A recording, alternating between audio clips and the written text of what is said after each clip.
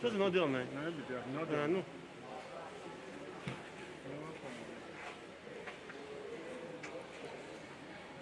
Don't zoom to that stage now, the stage. The stage.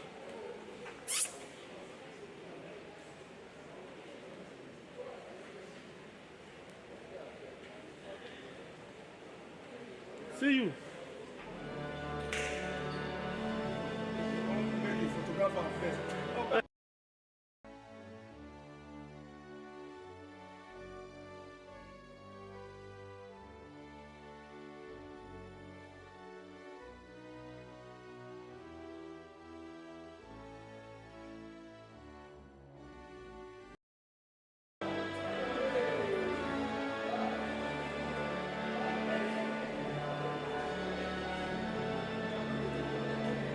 Same.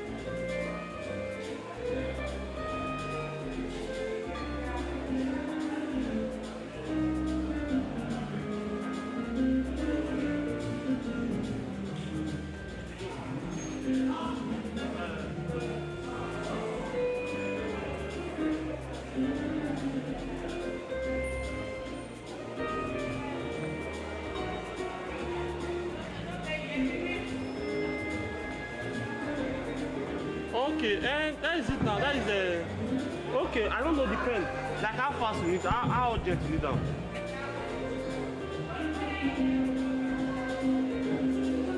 On a norm, for norm, okay, normally within 4 to 6 weeks, now 50K. But if you want to get on lesser than that 4 weeks, which department is it again? Which department is it? Okay, hey, if you want to get on less than that 4 weeks, then maybe within 3 to that 4 weeks, within the latest 4 weeks. That's 75 because 75 for that is for the I was application for 75. One, no, everything that's 25, 75 to 25. That is go 100 altogether. Now see, let me tell you.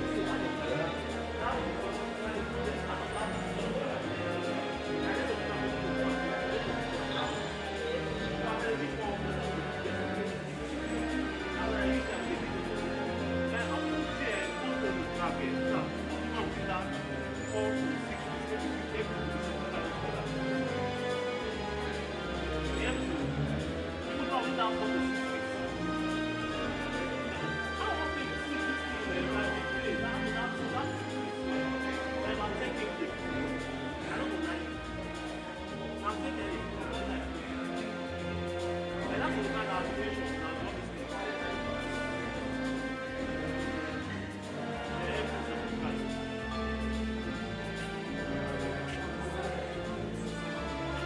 That is so nice.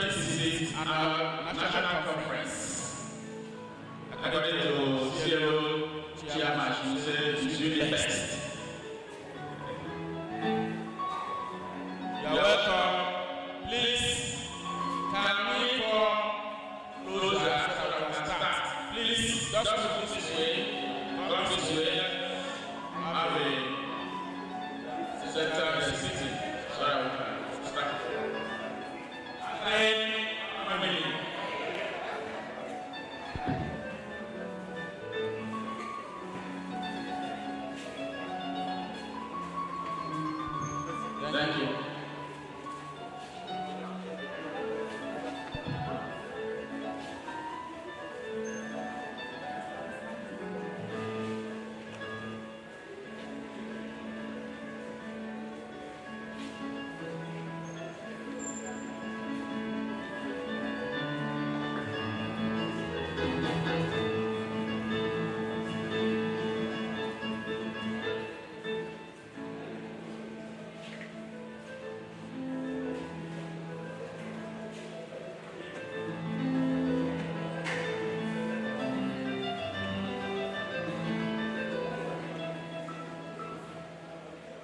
Distinguished ladies and gentlemen, I want to welcome you to the 26th Annual National Conference at Benin 2024 with the theme, Future of Educational Assessment, Policy, Research and Practice.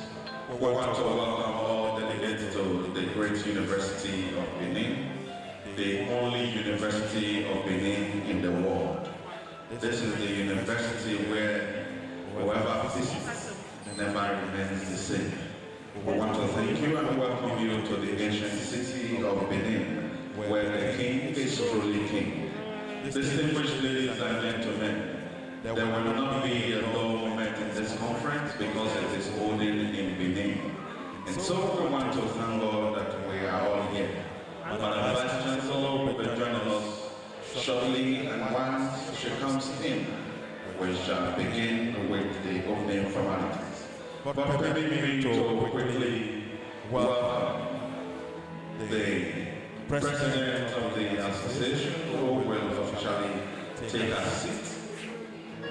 The President of the Association, Dr. Mrs.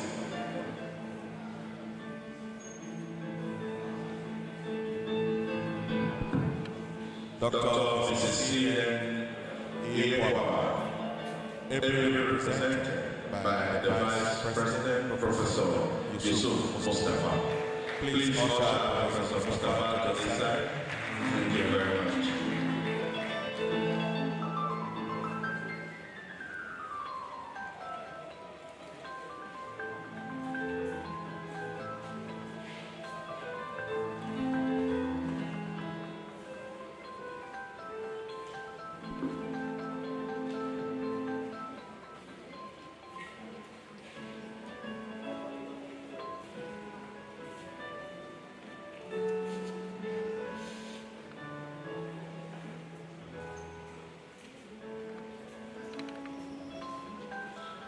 You're welcome, sir.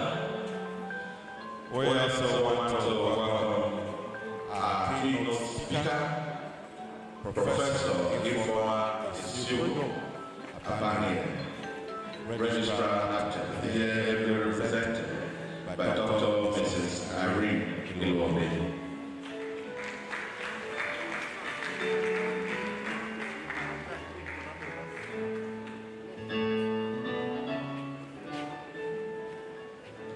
I also want to welcome the lead paper presenter and the host dean, my team, who will join Madam Vice Chancellor and her entourage to come off stage.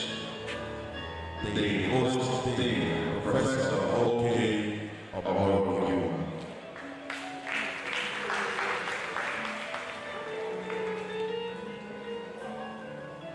May we rise as we welcome Madam Vice Chancellor.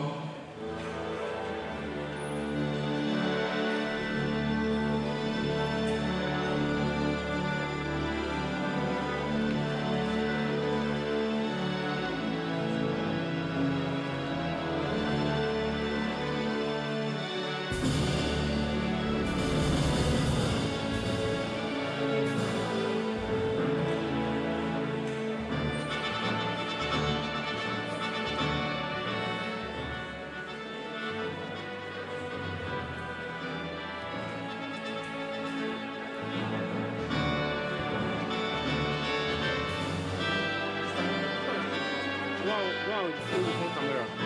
Go your brother. Go your brother. May I welcome our Vice Chancellor,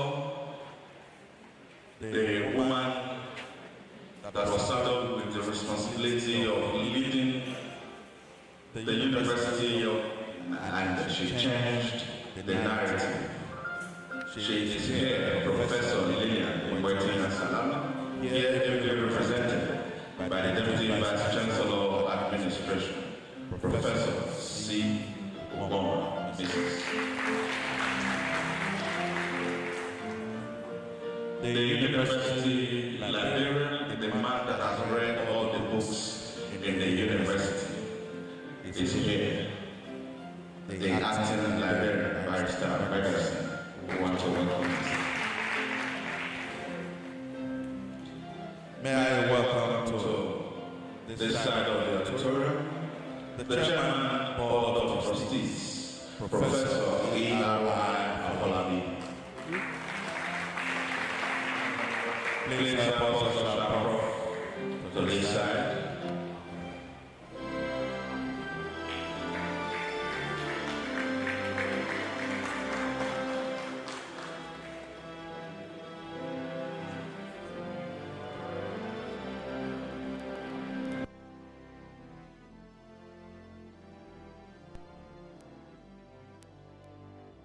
The editor-in-chief of the association, Professor Adams Onuka.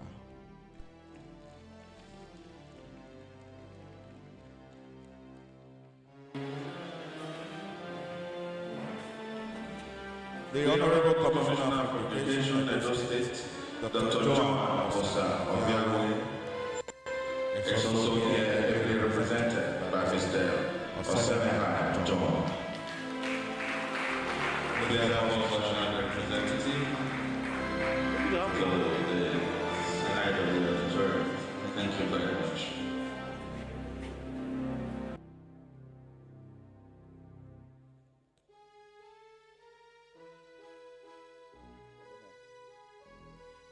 The State Secretary, School Education Board. The State Secretary, School Education Board Chairman is here, ably represented by Mr. Thomas Igisi.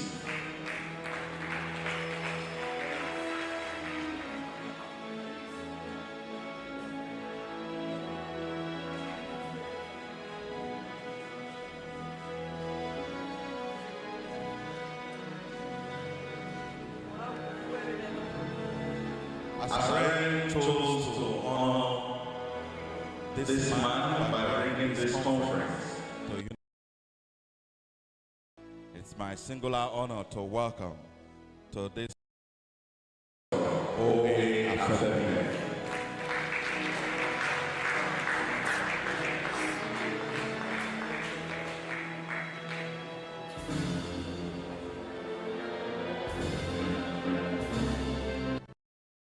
The Deputy Vice Chancellor at K1 Campus is here.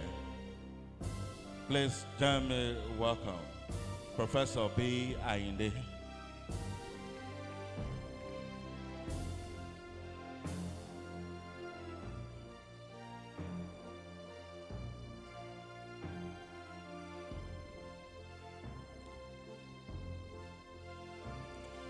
May I recognize the presence of the host HOD, Reverend Father Dr. Andrew Adubale.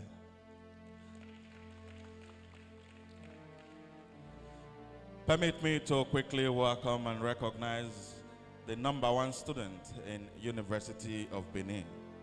He is the Dean of Students, Professor Clement Igodao.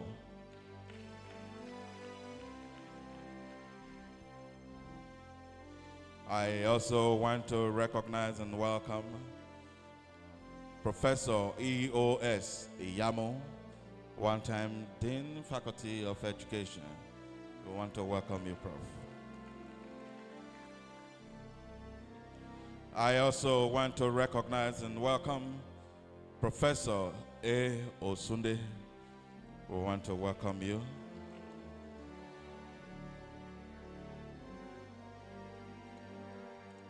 I want to welcome Professor S.E. Aliu, Dean, Postgraduate School, University of Benin. Also join me in make welcome Professor Asuru. Professor Asuru, we want to welcome you. Thank you very much for being here. Professor Obinem. Professor Obinem, we want to welcome you, ma. Thank you very much for coming around. Professor Aduloju. Professor Aduloju, we want to welcome you, ma. Thank you very much for coming around. Distinguished ladies and gentlemen, permit me to recognize very specially the man that sacrificed so many things so that this conference will hold. When the woman is supposed to be at home cooking and preparing everything, she is in school ensuring that as LOC chairperson, the conference must hold. The husband of the LOC chairperson, Professor A. Orerwata, we want to welcome you, sir.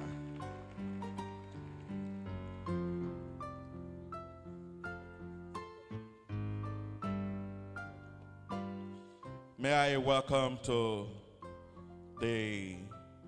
this side of the auditorium, the Secretary of the Association, Dr. M.J. Aman. Dr. M.J. Aman. Please, this way, sir. This way. Thank you very much.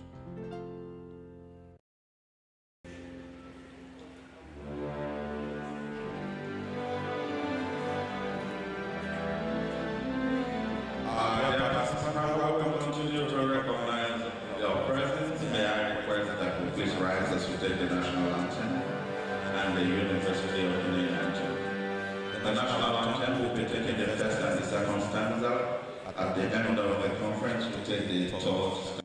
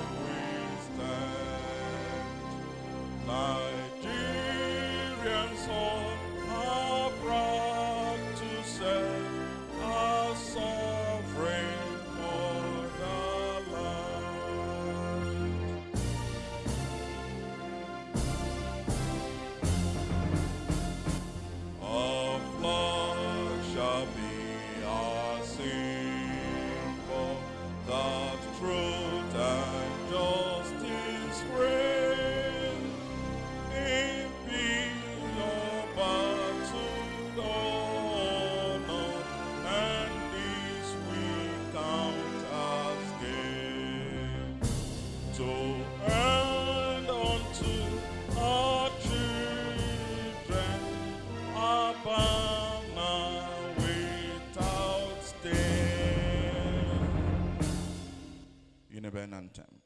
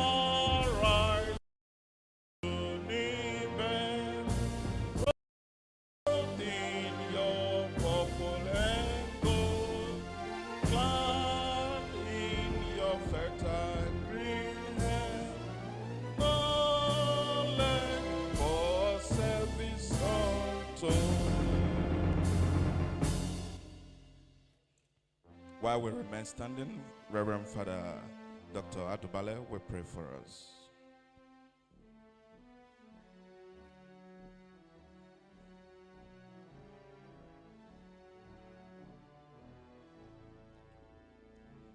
In the name of the Father, and the Son, and the Holy Spirit, Heavenly Father, I'd like to thank you for making today a reality as we gather to commence this in.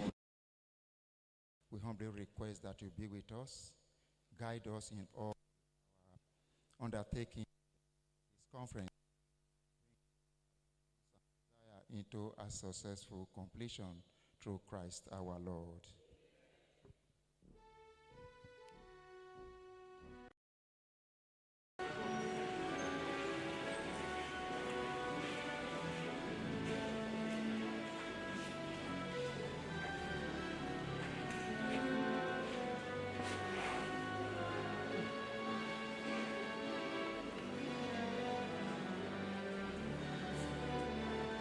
Thank you very much. May I welcome and recognize one of the youngest retirees in Faculty of Education, University of Benin. She served meritoriously. She is not tired. She is still serving. And that is why she is happy to be here. Please join us to welcome Professor Mrs. Alutu.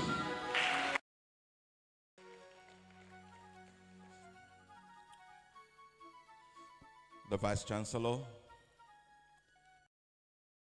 Let me ably represented by the Deputy Vice Chancellor of Administration, the President of the Association, ably represented by the Vice President, our keynote speaker,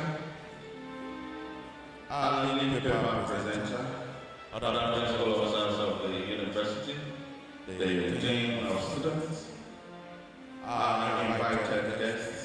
especially members of the association, dear participants, distinguished ladies and gentlemen of the press.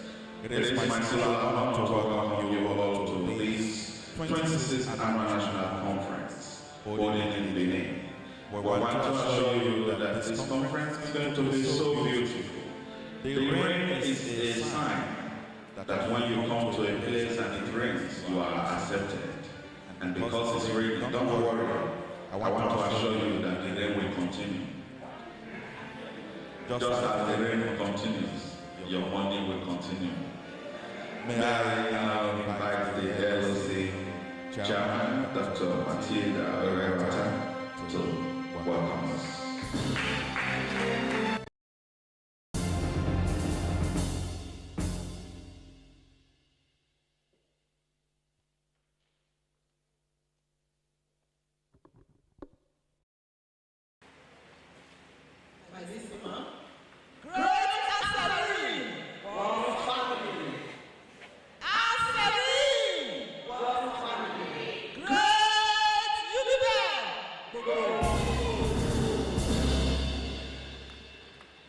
Vice Chancellor Ma'am, Professor Salami, ably represented by the Deputy Vice Chancellor Admin, and also the Deputy Vice Chancellor Ekewa Campus, present here, and other principal officers of University of Benin. President of ASERIN, Registrar NAFTEB, Dean, Faculty of Education, and all heads of department present. Government functionaries present. BOT members present. Fellows of this great association, distinguished professors, esteemed guests, colleagues, and other conferees, ladies and gentlemen. It is with great pleasure that I welcome you all to this all-important conference of the year. As an official person, I'm honored to stand before you today, surrounded by such an inspiring assembly of intellects. The annual conference of the Association of Educational Researchers and Evaluators of Nigeria, ASERIN, is an occasion to deliberate on the way forward in the education industry with respect to assessment. Due to the numerous challenges in the industry, the LOC hopes that this conference will not just be one of the talk shows, but rather will bring all scholars in the field of education assessment to we are entreated to take advantage of the very objects to draw home the relevant and the indispensable ideas in emerging technology and innovation in educational assessment. The theme of this conference indicates that the future of educational assessment policy, research and practice, we believe strongly that the papers that will be presented and meaningful discussions that ensue will visualize the future of educational assessment that will shape effective assessment practices. Let me take this opportunity on behalf of the LOC to express our appreciation and gratitude to our amiable, dynamic Madam Vice Chancellor, Professor Lillian I. Salami. She is the greatest transformer, the Ogbonge Mama, the Otokunadu, not only of Uniben, but of the whole world. We appreciate her for her good governance and immense towards the success of. To the Dean Faculty of Education, the person will okay for us, Professor O.K. Omorijuwa. Also Professor A. and Professor O.A. Your contributions to this conference are highly appreciated. Once again, University of Benin, generally accepted as UniBest, Great UniBen, a university community that is hospitable, the community that you come to and you know, yes, you belong. And also to the Benin Kingdom, a peaceful kingdom with rich history, a kingdom known for artistic heritage, as well as a significant cultural legacy that is passed down through generations. We wish everyone a successful conference. Long live Asari! Thank you so much.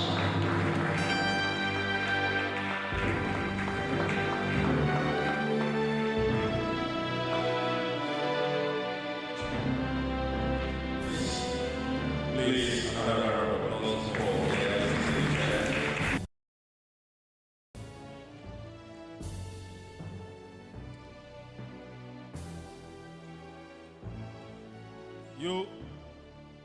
You all listened to her. And while she was talking, I was not only listening, I was looking at the husband. The husband was nodding his head. That's my wife. That's my wife. Prof, you like waiting. After all you have been investing, your investment is paying off. Thank you very much. May I now welcome to our addressers, my dean, the Dean Faculty of Education, Professor O.K. Omoroki.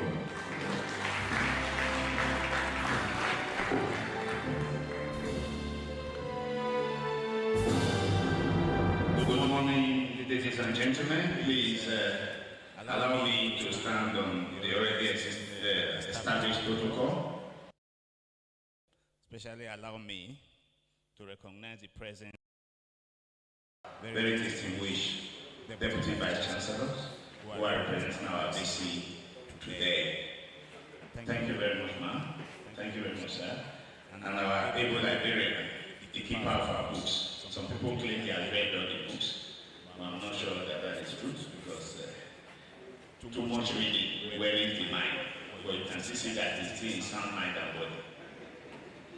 I want to welcome you all to this conference, and it's a thing of joy to know that it's only coming to Benin after 26 years, and it's coming in a time when I'm serving as the Dean of the Faculty of Education.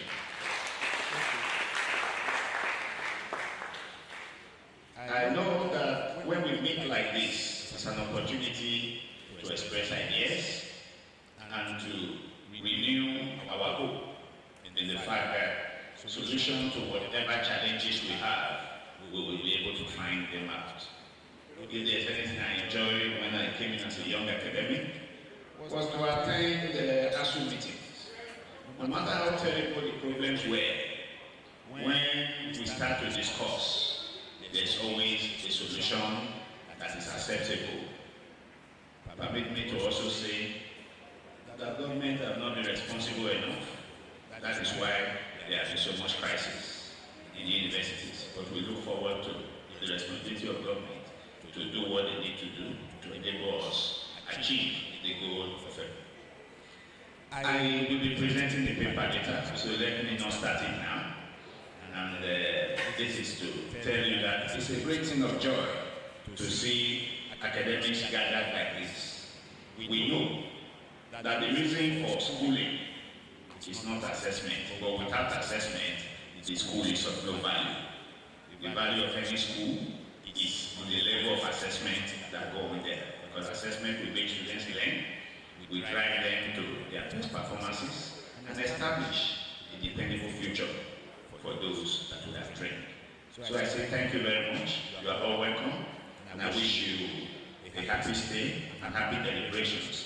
And I wish also that from this conference, we shall find solutions to future desire to bring better assessment and a more profitable assessment to our communities. Thank you very much. God bless you. Please honor applause for the Dean. Of Education, University. Sir, thank you very much. May I now invite our president, the president, Dr. Chinyere Ngozi Iyewawa, here represented by the Vice President, to now address us, Professor Ewa Mustafa.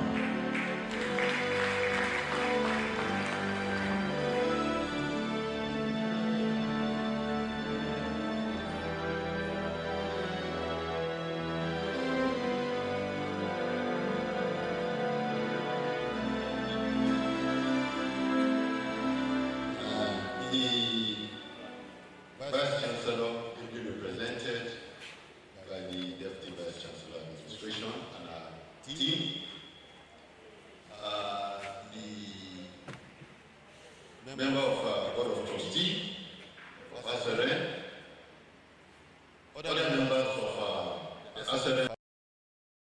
Recognized. Our keynote address presenter, also ably represented. Our lead paper presenter, also ably represented. Ladies and gentlemen, it is with a great sense of humor, pleasure, and satisfaction that I stand before you this day to represent the president of the association, who is unavoidably absent. The president is overseas right now. Notwithstanding, we have come again the way we are used to. We are holding the 26th Annual National Conference of the association, the usual way.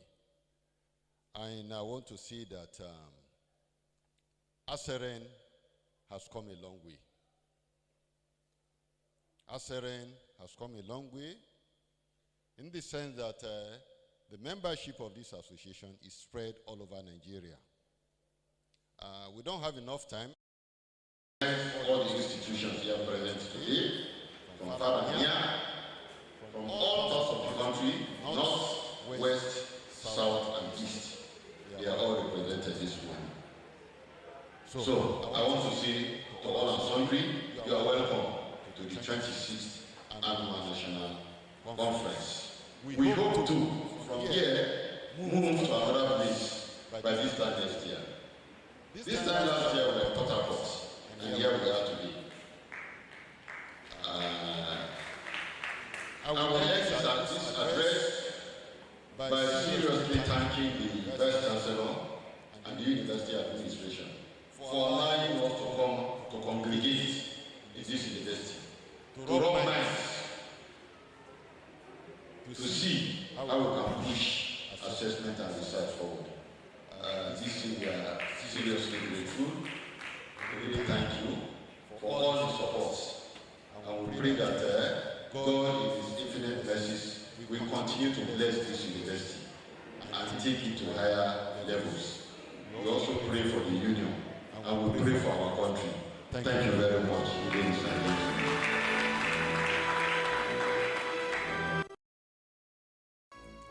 A worthy representative of the association. Professor Mustafa. Distinguished ladies and gentlemen, this conference is streamed live by the university, and once you join us there, you are there with us live. We will give you the angle, and then you can tell others who are not here to join us online. The Vice Chancellor places high premium on this association. No wonder the approval was given that the university auditorium be used. I want to once again thank Madam Vice Chancellor.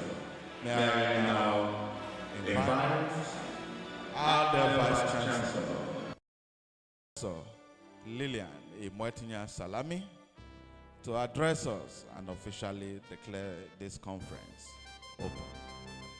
Here ably represented by Professor C. Uboma, Deputy Vice Chancellor, Administration.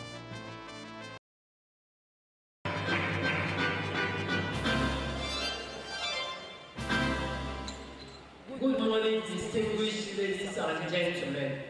Please permit me to stand on the already established protocol. I bring you very warm greetings, Vice Chancellor. I am the indefatigable, visionary, transformational Vice Chancellor, Imran Salami, of the Committee of all Nigerian Universities, and the Vice President of the Association of African Universities. She is unavoidably absent due to the exigencies of her duties. It is a pleasure to be here as the chairperson of this event, marking the 26th annual conference of the Association of Educational Researchers and Evaluators of Nigeria. My warm greetings go to the distinguished guests, the keynote speaker and registrar of NAFTA, Professor Ifeoma Mercy Isiogo Abanihi, our lead paper presenter, Faculty of Education, University of Benin, Professor Kingsley Omorobiwa. All other resource persons also, I welcome you heartily to the great University of Benin. The association has been consistent in organizing this important annual conference for the past 26 years, with the objective of providing opportunities for researchers and evaluators to share knowledge and experiences, and to build through collaborations dynamic and innovative systems in the educational research and evaluation.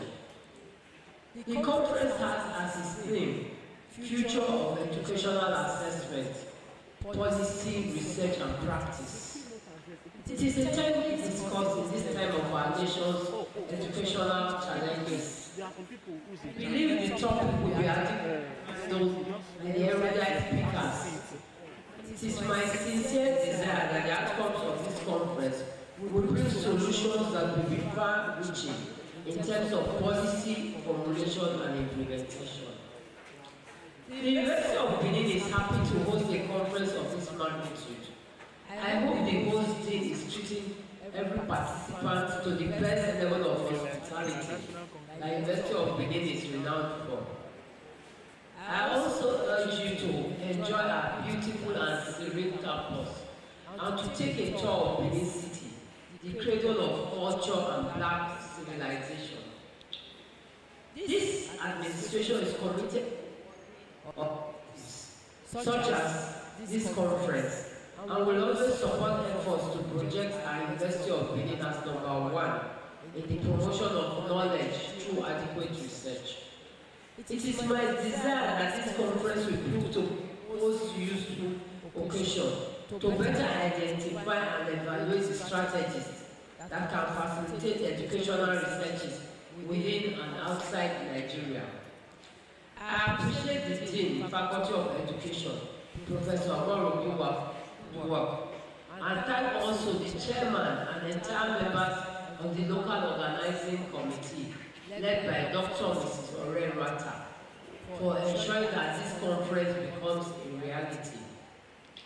I urge all participants to be part of the experience here, wholeheartedly, as I wish you a most successful conference. It is now my singular honor and pleasure to declare this conference open.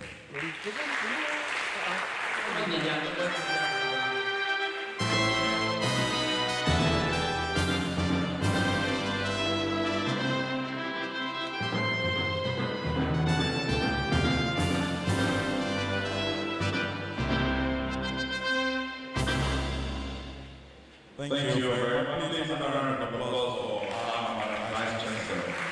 Thank you very much. Thank you.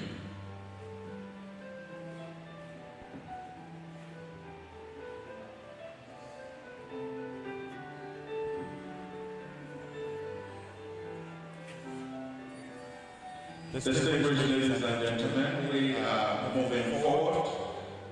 But permit me to once again quickly recognize the presence of the Dean School of Postgraduate Studies, University of Benin, Professor Ali.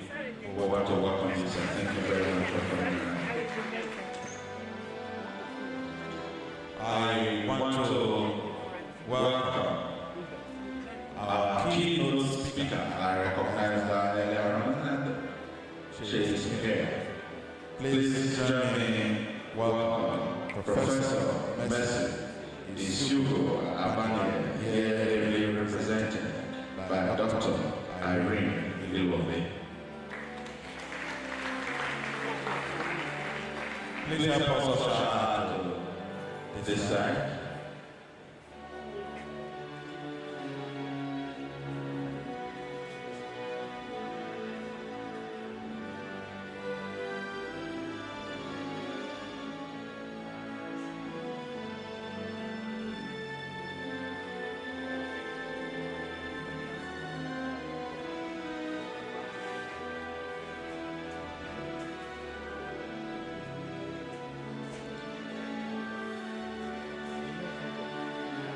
While we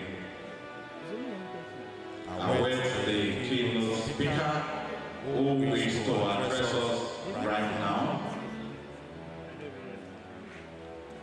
may I now invite the public relations officer of the association, Dr. R.Y. Obonga, to please come.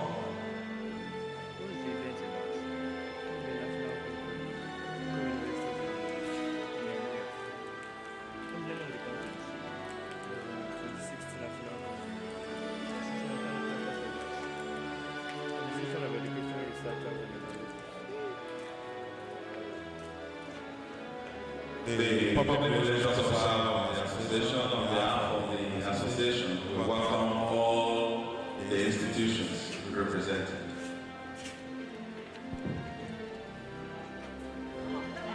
Asarin! Asarin! Those of us from University of Ibadan, can we see you? Ibadan? Can we see OAU? Madam, you can stand up. Good. OAU?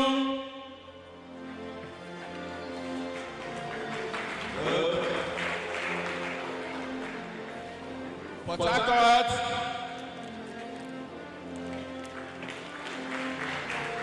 Owerri?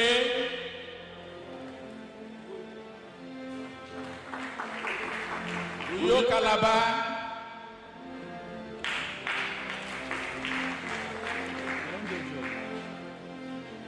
Kogi, Abuja, North Central. Okay, Lord is here. Benue too. Thank you. Taraba is here. Welcome, welcome. Yeah. Okay. Jos Castina.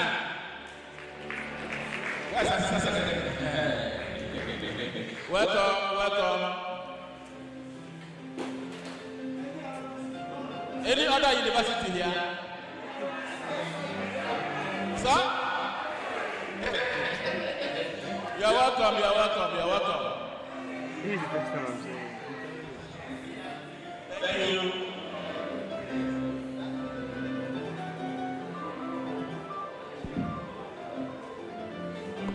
Stay one place now.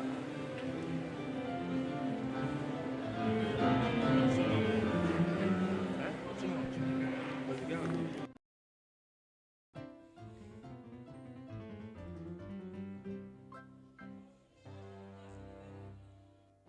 Welcome, welcome, welcome.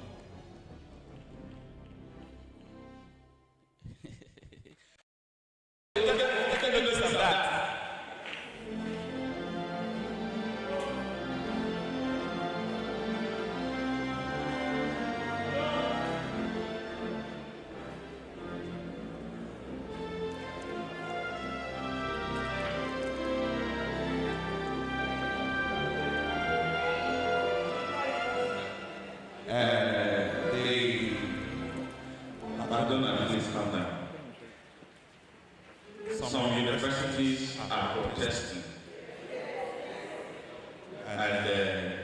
PRO, in his wisdom, wants to actually know if we are all here.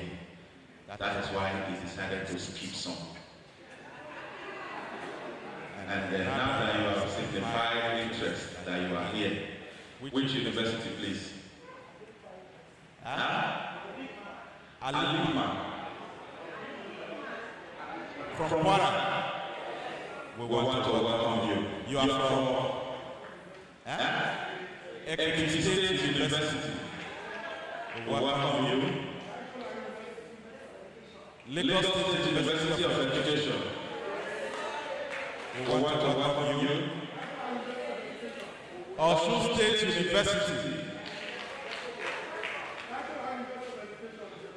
National University of Tarisola. You know, when the names are looking too familiar, whatever name we call, you are from the Jehovah. We want to welcome you. We want to welcome you. Yes.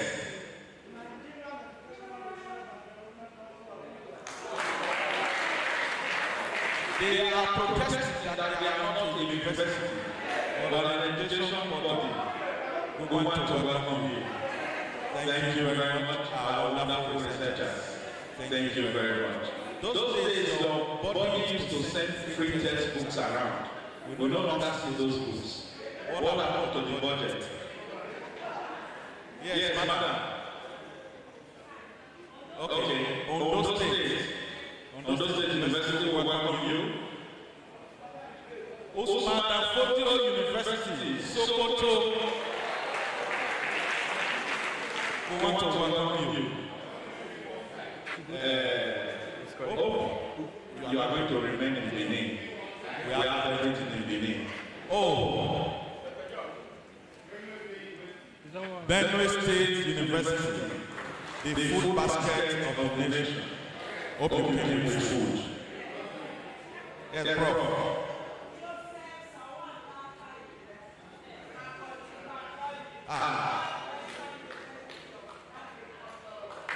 We want to welcome you. Taraba State University, Jalingo. All the way to Jalingo, you came to Benin.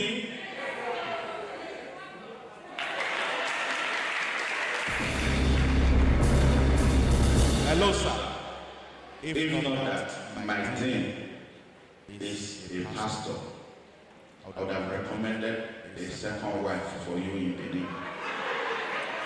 So that you go home with something. But the most HOD is a reverend father. They will not allow it. So just imagine it, that will give you a Benin wife. You will so love it.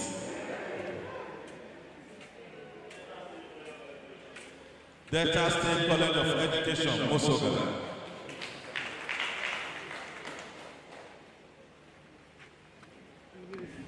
Yes. Let me tell you, woman. Federal College of Education, Otopo. Aba local government. Where? Benue State. Welcome you. Sir.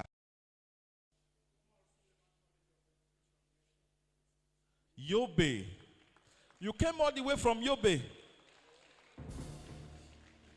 Asaren must be a family. Yes.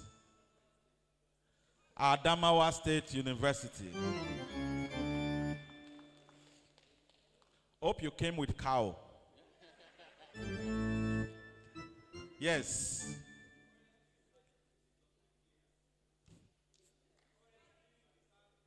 Forestry Research Institute of Nigeria. Where is it located? Ibadan. We want to welcome you, madam. Ambrose Ali University, Ekpoma. Another anointed university. We want to welcome you. Yes, ma.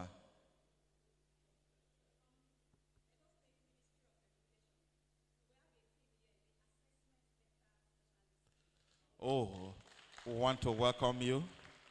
Yes, we welcome you. They have come and Where is WAEC?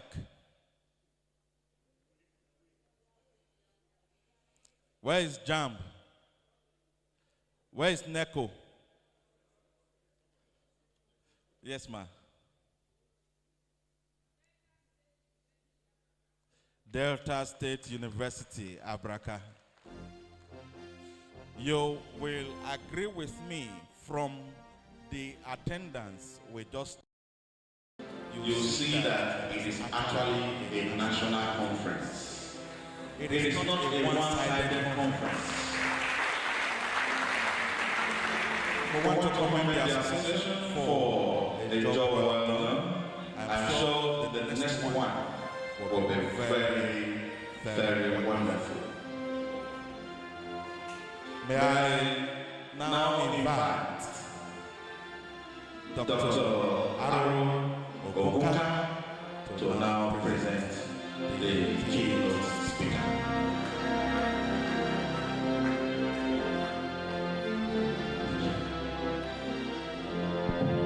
The Vice Chancellor stand on the existing protocol to read the citation of Professor Ifeoma Mercy Isioku Abani, the keynote speaker to this conference. Professor Ifeoma Mercy Isioku Abani is the registrar, the chief executive officer of the National Business and Technical Education, Technical Examination Corps, NATE, Benin City, Edo State, and a professor of the University of Ibadan. She holds a bachelor degree in English language through communication and a master degree in educational administration from Temple University.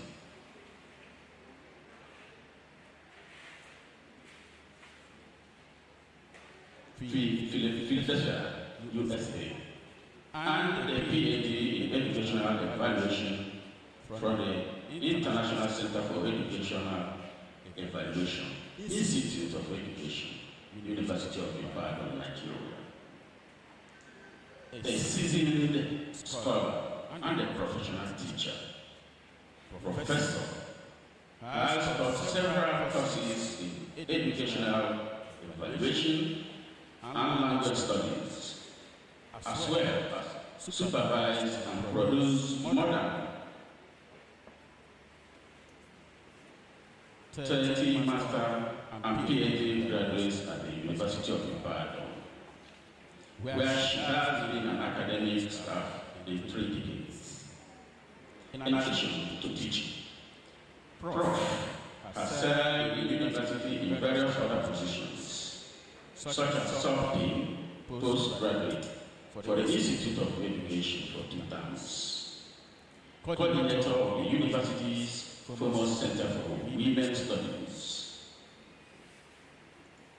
Women's Research and Documentation Center, WADCOM, head of the International Center for Educational Evaluation, and head of other academic units of the Institute, as well as member of the Senate of the University of Ibadan, and several committees of the university.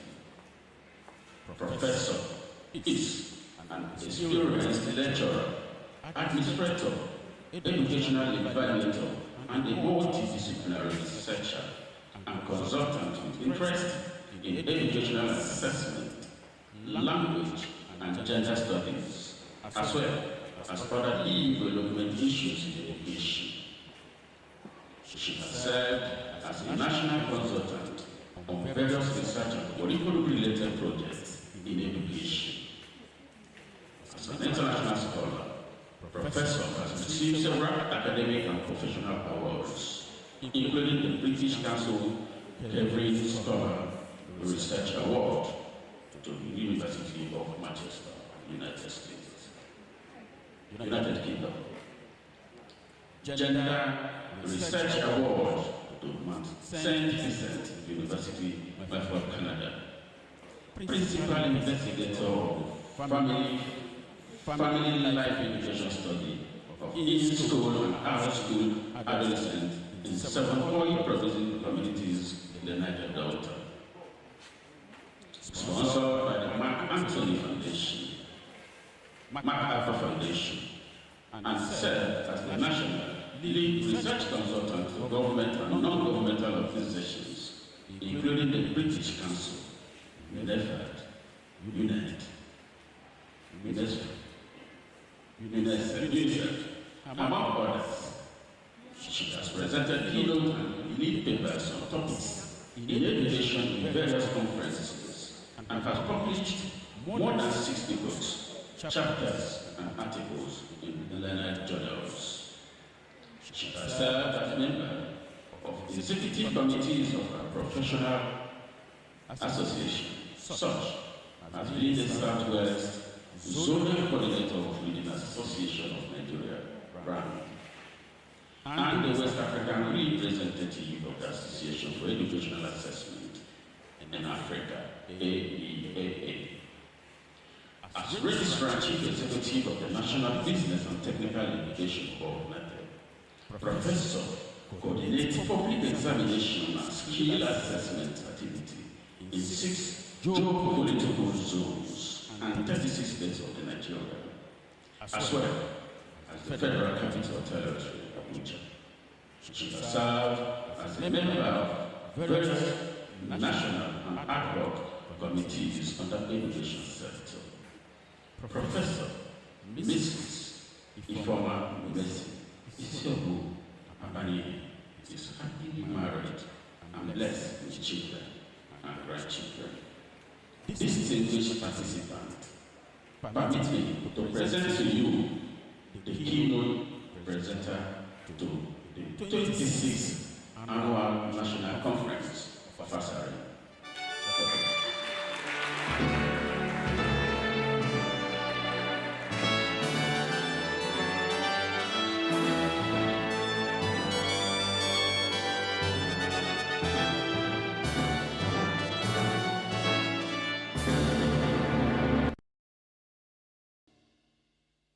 Thank you very much, the Vistima. Distinguished ladies and gentlemen,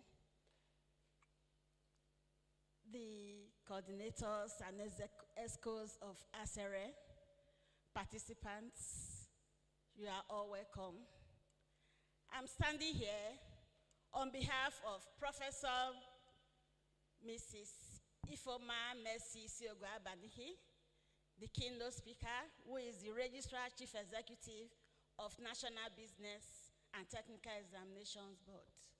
She is unavoidably absent, and she sent her greetings. What I'm going to say here is her keynote address. I'm only here to represent her and read her address to the audience. The topic of our keynote address is identifying and embracing innovation in educational assessment policy and practice in the digital era.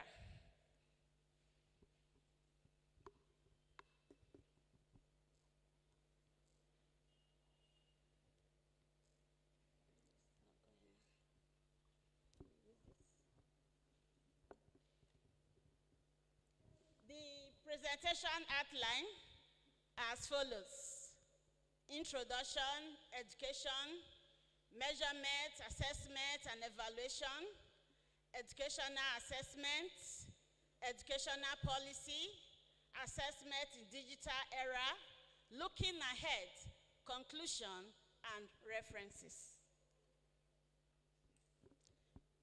The theme of this conference, Future of Educational Assessments, Policy, Research, and Practice, is apt due to the series of digital innovations taking place in the educational sector in the world today. Indeed, assessment should be a key component of any effort towards improving effective teaching and learning. Many countries, especially in developed economies, have embraced digital innovations in assessment, which has helped to improve the educational assessment policy, research, and practice. Hence, Africa in general and Nigeria in particular cannot be left behind.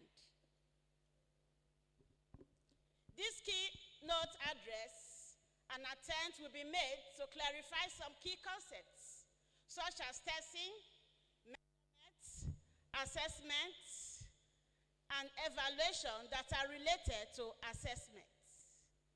Furthermore, whenever educational assessment is mentioned, what comes to mind is the assessment of students. This will also be given attention in this presentation. It should be noted that apart from students, there are other entities that are assessed in educational system. Among these are assessment of the teachers and programs. The focus of this keynote address, however, is on educational assessment of students with respect to policy research and practice in the digital era. Education, as we all know, has so many definitions, so many authors, so many erudite scholars have given education different definitions. But education can be defined as a formal system that essentially involves acquisition of knowledge, skills, attitudes, and training of people's minds, which brings about desired changes. In terms of policy, it is generally observed that currently university education is no longer a passport to employment after school. This requires young graduates to consider entrepreneurship, whereby they can acquire skills that at the end of their training, they will be self-employed and they can also employ others. According to Oregbu 2017, the graduates being pumped out in recent times lack the required set of skills needed in today's labor market. And this inhibits many from being engaged in self-reliant after schooling. Education and assessment policies, more than ever before, need to be revamped to promote practical skills. Education should no longer be seen as an avenue to fill the head with knowledge of literary and numeracy. Rather, it should be provided to provide the students with opportunity for self-discovery through development of relevant skills. Such type of education does not just focus on teaching of theories, rather on how theory meets the needs of individuals, thereby helping students to discover their uniqueness and potentials. Key issues relevant to promoting a sound education system, according to Yoloye, involve mobilization of funding, school facilities, teaching, administration, curriculum, assessment, among others. Assessment as crucial aspect of the education system measures student learning outcomes, teacher effectiveness, and overall quality education. Measurement, assessment, and evaluation are three intricately related concepts which complement one another, though assessment often measure more than others. Measurement involves assigning numbers to certain properties of an entity. It is an object, even event, person, or system, such as a property may be defined quantitatively or qualitatively. Testing or examination, on the other hand, involves exposing a person to a set of questions, statements, or tasks to ascertain how much of a desired quality is possessed by the individual. Testing is therefore an aspect of measurement. Assessment is a follow-up to measurement, which is the context of education involving funding at how much change has taken place in a learner after a learning experience. Akorede 2023 clarifies the relationship between assessment and measurement succinctly in Table 1 as displayed in the board there. Here we have the serial number at our instrument. Left, we have the names, we have measurements, we have assessments. For example, the first person in the serial number is John. He has a score of 70. And when assessed, that score is excellent. The second person is John. He has 70 as a score in the measurements, and it is assessed as excellent. We have Shoma. She has 69, and it is assessed very good. We have Clement, scored 60, and the assessment is good. We have Fatima, 65, and the assessment is very good. We have Olowole running down to where we have Abu, who scored 56 in his measurements, and the assessment is fair. Then we go down to Wale, who scored 30, and the assessment is poor. Based on the foregoing, assessment after a series of measurements can be both qualitative and quantitative.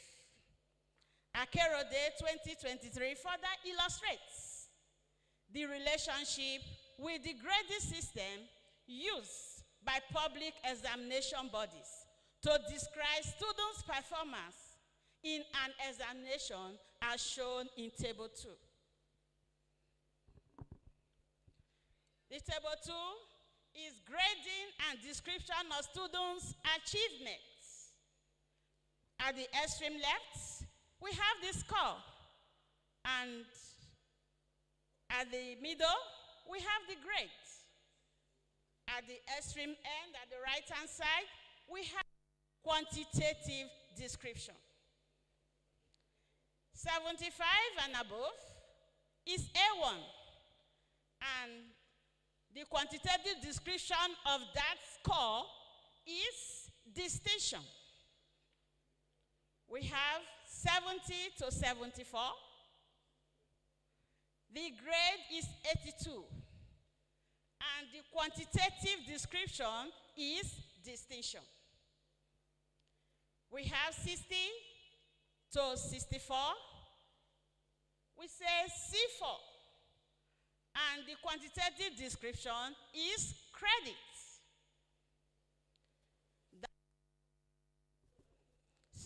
Down to 45 to 49, we scored the D4, and the quantitative description is pass.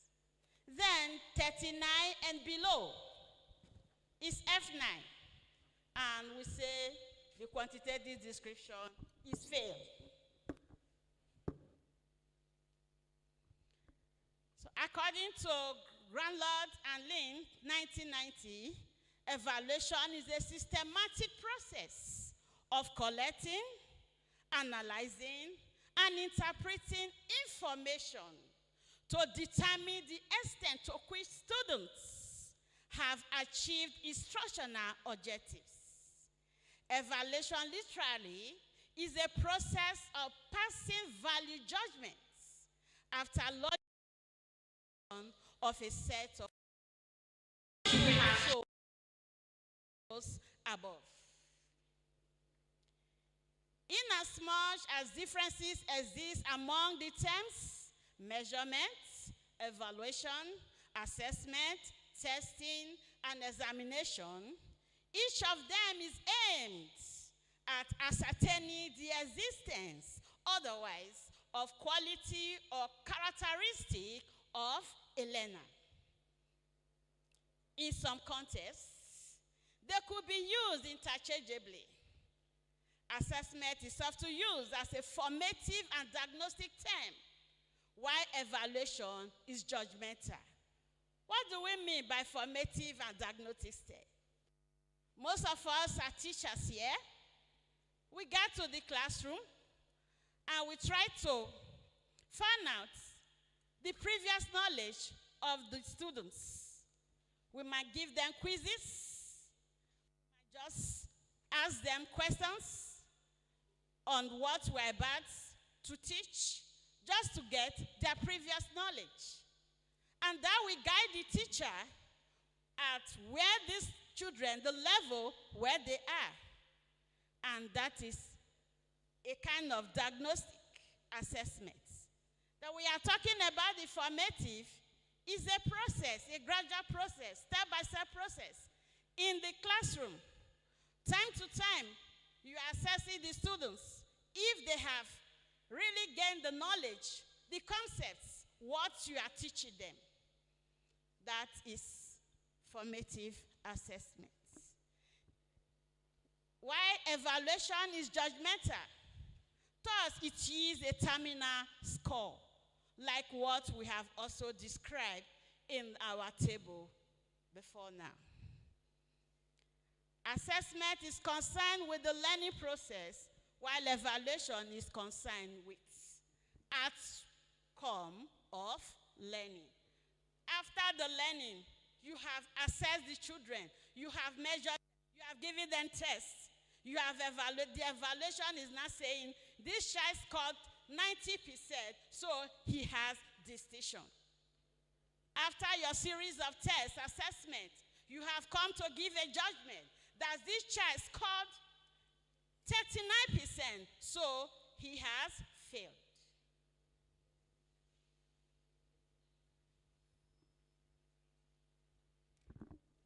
Educational assessment. Assessment is at the heart of learning process. An institute, culture, or society escapulates in conceptualization of learning and its aspiration for its future citizens by how it creates and uses assessments. Although it can be agreed that the central purpose of educational assessment should be to support learning, such as formative assessments. In practice, assessment is often used as a process focused on issuing of qualifications and reporting of achievement, just as I've explained before.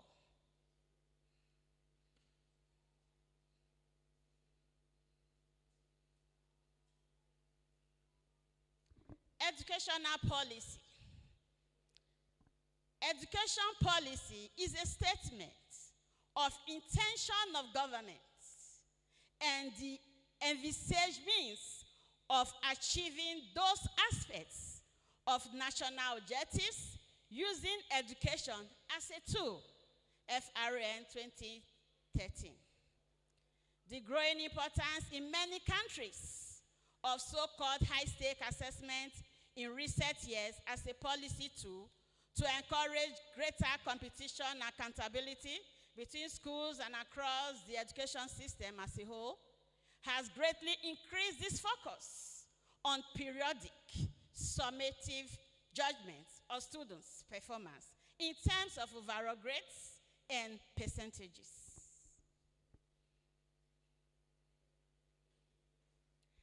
Assessment in the digital era. Here we are in the digital era.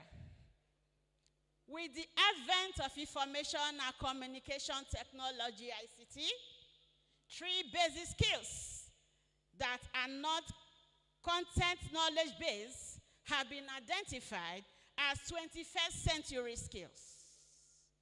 And these are learning and innovation skills, career and life skills, and digital literacy skills. Stewart, Trailing, and Fade, 2009, 2010, respectively. The digital literacy skill has to do with being able to understand and verify facts, figures, and functions, as well as the methods, machines, and channels to disseminating information. Applied Educational System 2019, Trilling and Fade 2009.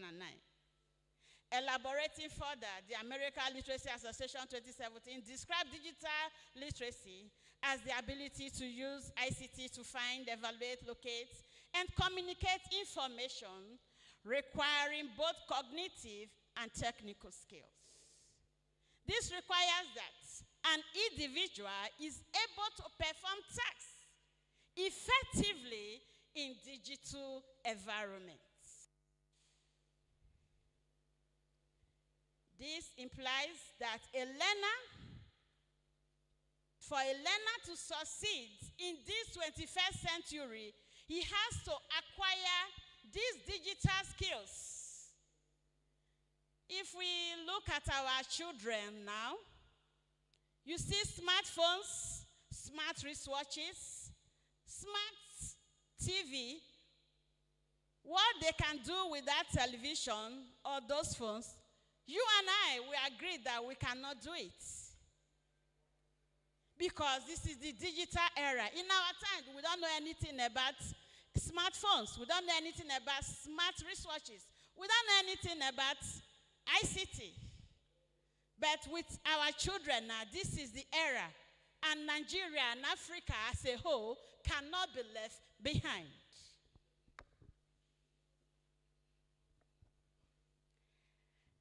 Exhibition of digital literacy by learners, teachers, and examination bodies. Personnel require possession of soft skills. Soft skills is another concept in this 21st century. We have cooperation as a skill in your place of work. It's not something you go to school and they teach you how to do to cooperate. No. It is an inbuilt trait which we have to develop. You should be able to have that skill of cooperation to work collaboratively with your colleagues. You have assertiveness. You have empathy. You have self-control. We have attitude to school subjects, classroom and school relationship, team spirit. How do you work with your colleagues? When you are in a team, are you a team leader? Do you fight? Do you quarrel? Can you coordinate others? Can you accommodate others? These are the soft skills that we need to acquire in this digital and this 21st century. We have communication, we have problem solving. When there is a problem, a task before you, how can you handle it? You have attitude to teachers and school environment and collaboration, Mustafa and Muhammad 2022. The digital era has transformed the way we assess students' learning, offering new opportunities and challenges.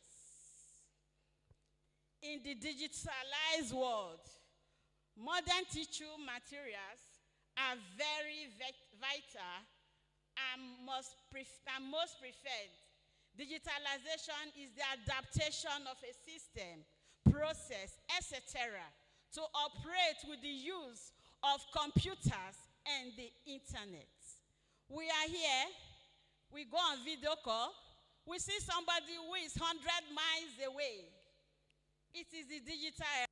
In those days, we go to the post office to post letter. It's not much so. With your Android phone, You can talk with your relations, your friends who are far away. This is the digital era. So we are urged, the education system is urged to embrace digitalization.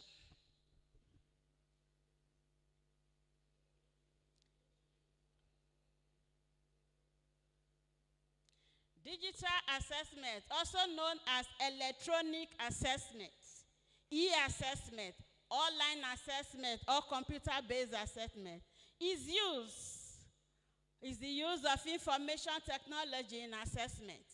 Now we know our exams, we use computers, like JAMB has gone full-blown, using computers to conduct their exams.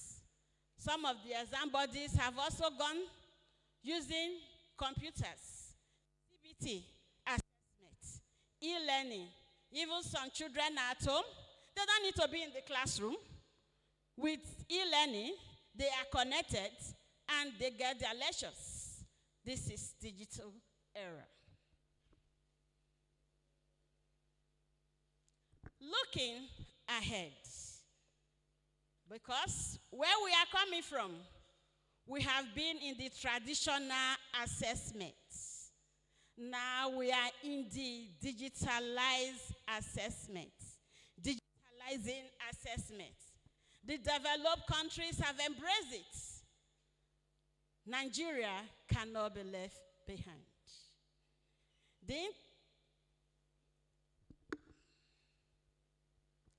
The global world is transforming from the traditional pencil paper, which I've already said before. Many examination bodies in Nigeria, including Joint Administration Matriculation Board, National Examination Council, NECO, and National Business Technical Examination Board, NABTEB, West Africa Examination Council, WAEC, we are all transiting to digital assessment. But JAMB has gone full blow.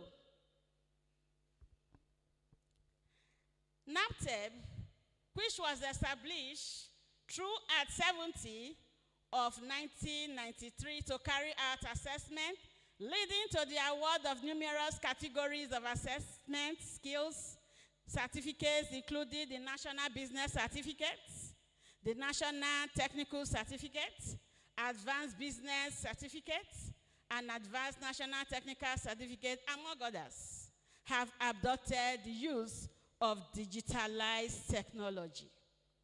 These measures include biometric registration of candidates, electronic processing of results, photo embossment of certificates, and installation of closed-circuit television CCTV cameras in the score processing hall, among others.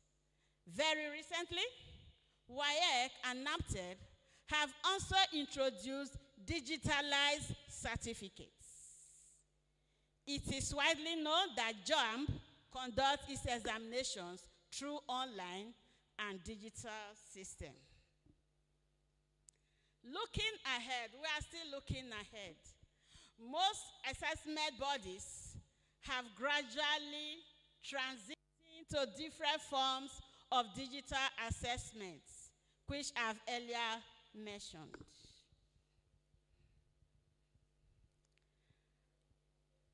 Looking at this, we have some prospects transit to assessments. Provision of immediate feedback. For example, like WAEC, when the children go to the exam hall, after the exam, before they get home, they start getting their scores. That is immediate feedback. Acquisition of new technological skills. Acquire new technological skills. speedy release of results, which I've just mentioned, acquisition of professional development. You become professionally developed. You are equipped with skills. Improve service delivery.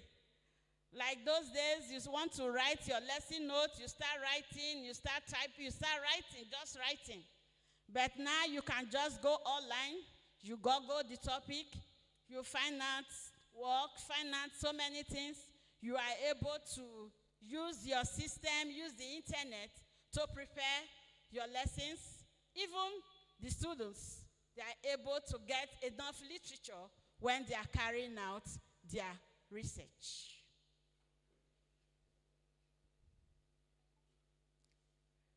Administration of efficient online examination. Administration of secured online examination. It is less expensive.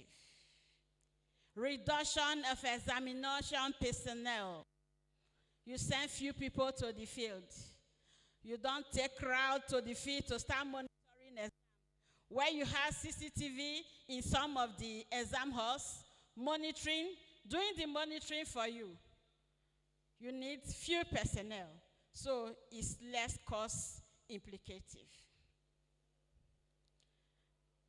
Transition to remote and hybrid learning models. Increase personalized learning experience. Or your own, you can just be learning. Just go to internet, use any of the chatbots. Maybe you are using IA chats or any of the digital tools to get information. You are getting knowledge through digital transition. Increase, real-time feedback, innovative teaching and assessment methods. It improves our teaching method. Networking opportunities. We are able to network. Like our LOC chairman, she has been networking through the digital means. We have not been seen face-to-face, but we have been talking. We have been networking. So digital era have made all these things possible for us. Then we have job creation. It provides job. Presently, technology that are available for use in several examination bodies include, among others, computers, computer hardware, software, applications, Ethernet, e-learning packages, finger biometrics, handheld detectors, optical scanners, examiners' mark sheets, EMS, and optical mark reader, OMR, digital machine for certificate embossment. Before concluding this keynote presentation, it is important to reiterate the place of innovation in current education system. Agoro and Akinso, 2018, pointed out that the main objective of 21st century education is to produce good and effective knowledge creators, inventors, entrepreneurs, innovative workers at all levels of the education system, and this must be given serious consideration in our assessment pattern. Consequently, public examining bodies and tertiary institutions are expected to conduct researches on how the assessment procedures can be improved upon. After all, educational research is taxed to generate new procedures, especially those that will meet global practices. Research, which must arise thorough quality planning, should be scientific in approach. Systematic basics, sound in conceptualization, simple in designs, sequential in execution, standard in format, strategic goal attainment.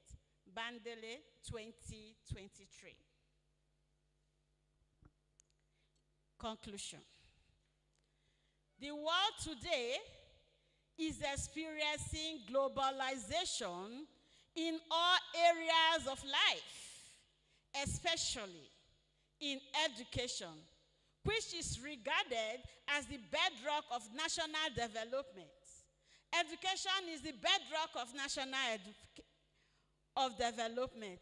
Without education, we cannot develop.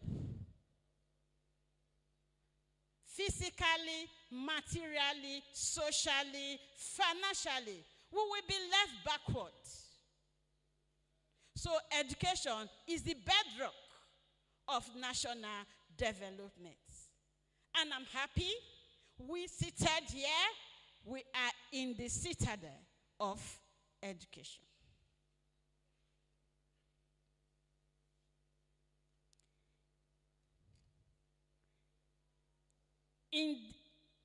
As we gather here today to discuss the future of educational assessment in the digital era, the responsibility is on us, all of us, seated here, and those that are watching us through hybrid.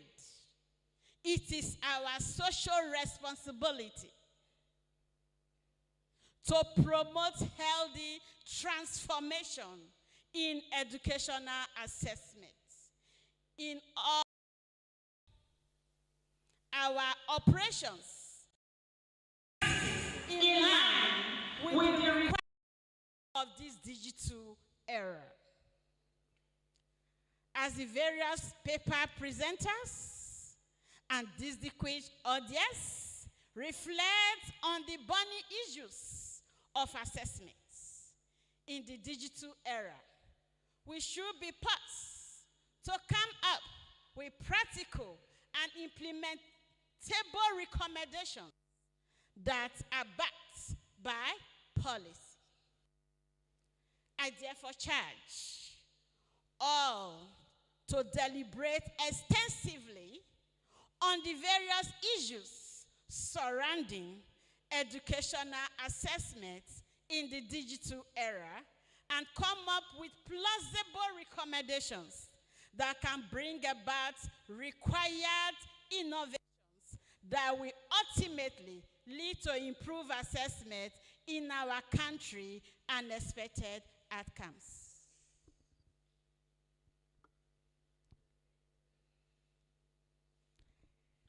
I wish you all very fruitful deliberations. Thank you.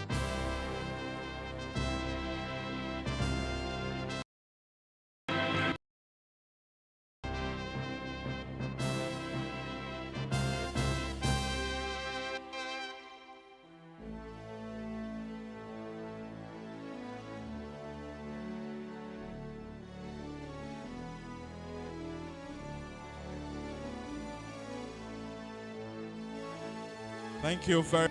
Please, another round of applause for a worthy representative. Our keynote speaker. Thank you very much, man, for doing justice to that presentation. Distinguished ladies and gentlemen, it is Benin 2024. We are going to be inviting the Vice President who is standing in for. They'll be doing presentation to the Vice Chancellor. Madam Vice Chancellor, there is a presentation for Madam Vice Chancellor. You just please hold on. Madam Vice Chancellor, thank you very much.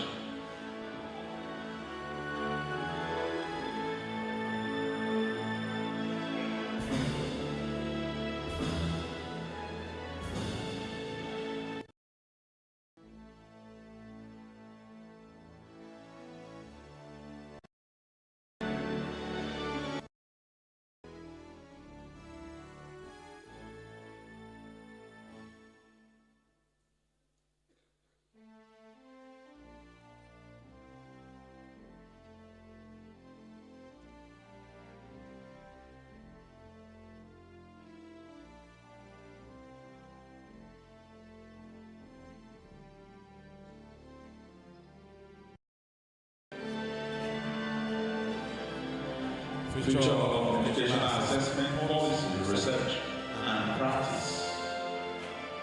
Now may I invite Professor Mustafa, the Vice President, to come and take charge of this session. Thank you very much, the MC. Ladies and gentlemen, members of the Association of Educational Researchers and Evaluators of Nigeria, both old and new members, our elder statesmen here present,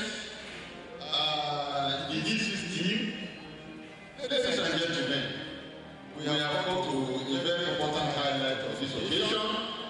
We want to appreciate the Vice Chancellor of this university. Let me quickly say that something is spreading through Nigeria now. Women are taking over the leadership of our university. They are taking over. So on this note, we want to present Professor Mr. Balansa too. Professor, please, our VOC member, come and answer. Let them all be this. Please come in. Yes. Specifically, we are here. I will request the VOT member to hand it over to the Vice Chancellor. VOT member, sir, please come and hand over our gift.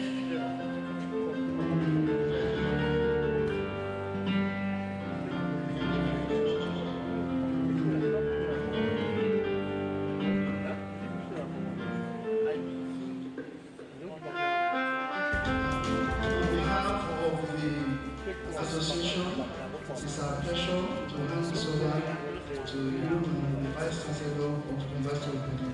Thank you very much. Before the disease you will leave, this association is a forerunner in encouraging its members to publish articles. And as such, the association has four journals standing behind between the DC and the VOT member is our editor-in-chief, the former president too. So we want him to take this journal and present to the Vice Chancellor so that it can be in our library. Thank you, sir.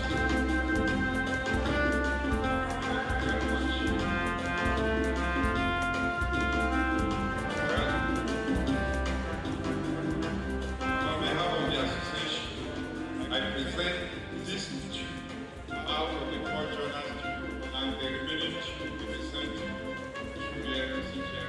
Thank you. In this meeting,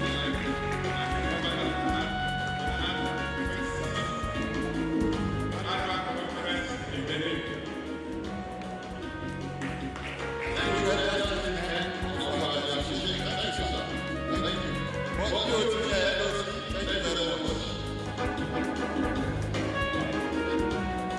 Thank you very much. Thank you very much.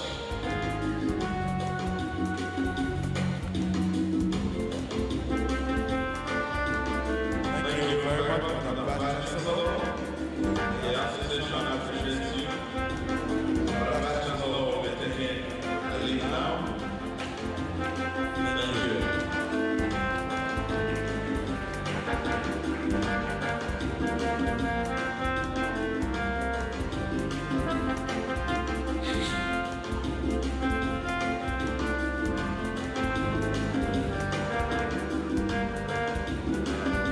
Professor F. Amoyi, we want to welcome you. Thank you very much for coming around. Thank you, sir.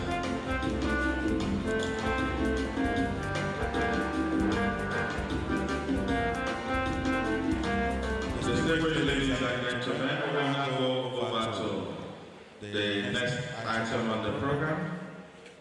May I invite Dr. Kennedy Imaswe to please come and present our lead paper presenter.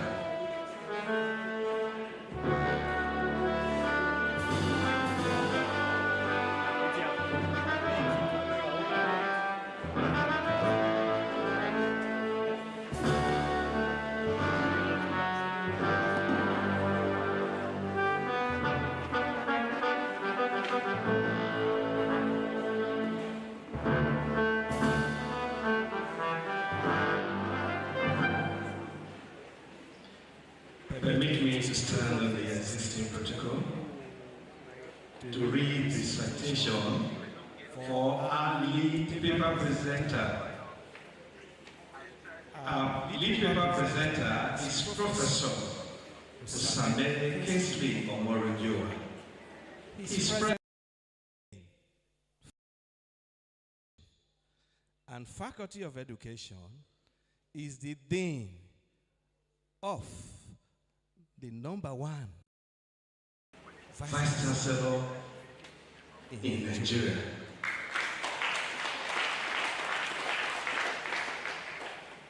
He is a professor of measurement and evaluation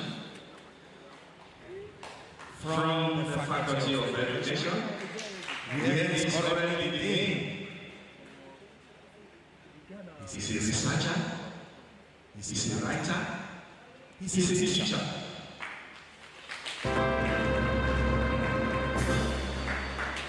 His research interests focuses on comparative analysis, ROT, psychometric tests, test construction, and development of research instruments.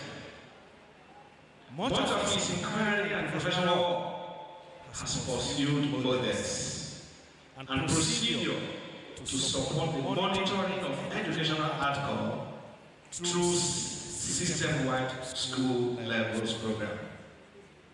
He has remained steadfast in contributing to knowledge, and he has particularly been involved in using measurement and evaluation to establish and validate standards and developing teachers' assessment scheme across Nigeria.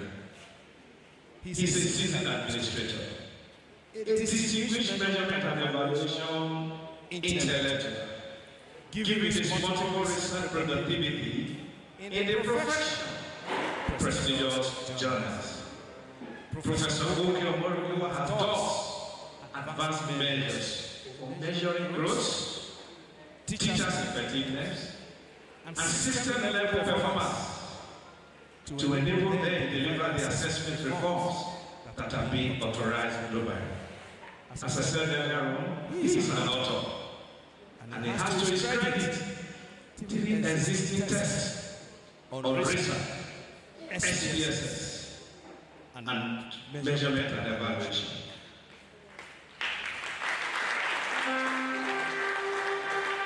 Not only that he is a writer, or he has written books on SPSS. In fact, he is proficient in the use of SPSS. Some of all that are here today, he taught us. Please let's clap for him.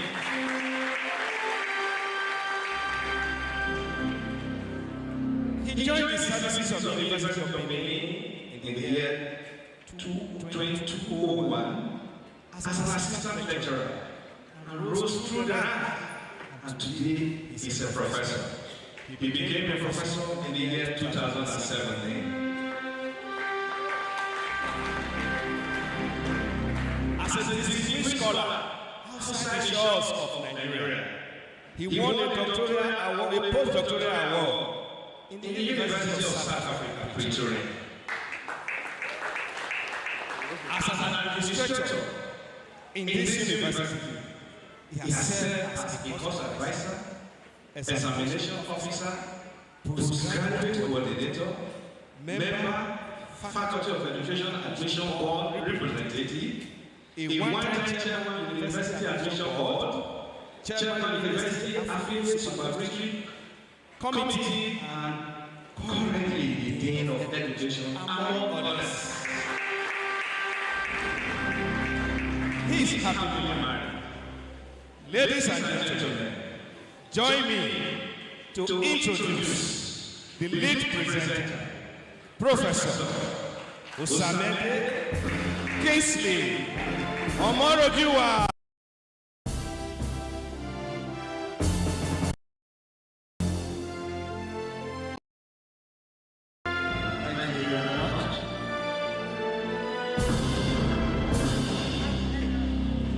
I was almost thinking of who this man was introducing. Then I'll be more.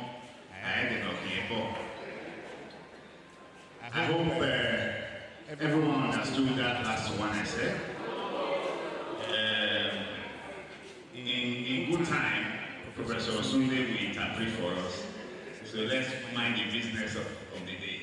Thank you very much. I am happy to once again be standing before you. And I have decided to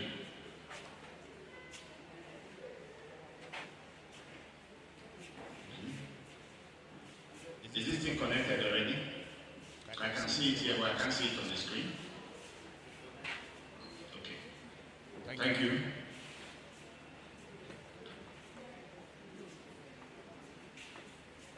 So, in the presentation of this new paper, I just decided to write the topic as future of assessment. Every other thing that we follow, I'm sure, in the course of our discussion in this workshop, we will elaborate more on them. Remember, I'm to present the lead paper, not to complete the conference. So we start by first making an effort to define assessment. What is assessment? I will not dwell too much on it, seeing that the registrar of NAPTEP had done so much work on that. So I will just say very briefly that we assess, and the process of assessment involves measurements, which is the assignment of scores or points, and then taking a decision based on that measurement that we have done through tests and non-tests. Furthermore, we can move from the level of assessment to evaluation. But let's focus on assessment, as that is where the main work is. They're essentially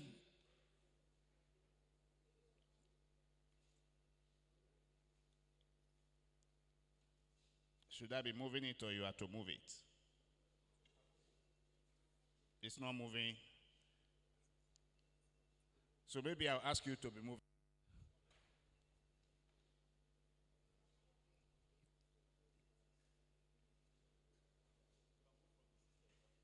Okay.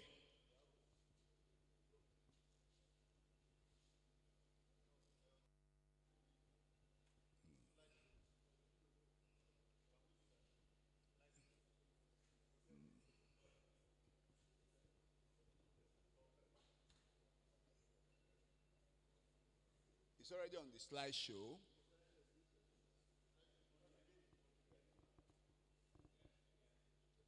Where is the...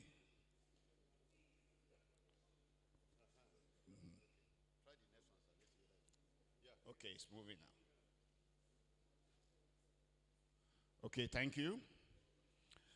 So, when we do assessment, the purpose of assessment involves 4 major intents. One of them is to measure improvement of students over time. That is, it has to do with what students have learned in the period by which they have been exposed to a particular learning experience.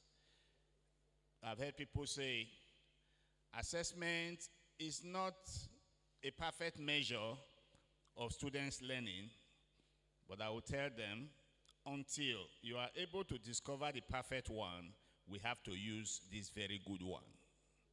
We know that in the course of assessment, there's a possibility that errors can come in, which may be due to system or human error. But in any case, the efforts that have been made in measurement and evaluation is to reduce this error as much as possible to 0 or very close to 0. So assessment remains, therefore, the most dependable way of determining whether learning have taken place or not. So aside from assessing students' achievement, it can be used for the purpose of motivating students to learn. Students are better able to learn when they know that there's going to be an assessment process. And the way the assessment process is designed can help students to learn better. Like in the course of a typical learning experience, it's expected that students who come into a particular level of learning are prepared for that learning. And so they can be examined right at the beginning to show the extent of their preparedness. Thereafter, other assessments can be done to show progress as they learn, as they continue to learn. And in measurement palette, we call that formative assessment. So learning can be used, assessment can be used for the purpose of motivating students to learn. Can also be used for evaluating the teaching methods, ranking, teaching methods. A teacher, having assessed students, we know whether his objectives are being achieved and could decide to make adjustments to be able to enable students to learn better. There's no need to expose students to learning experiences if they are not able to learn. So teaching methods can be examined, and the teacher, by so is examining, is achieving his objectives.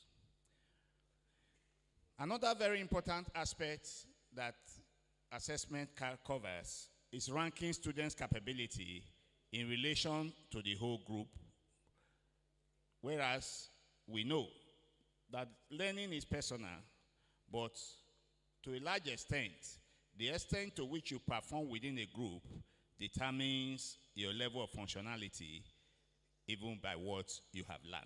So that is why students are ranked after having been exposed to a particular learning experience.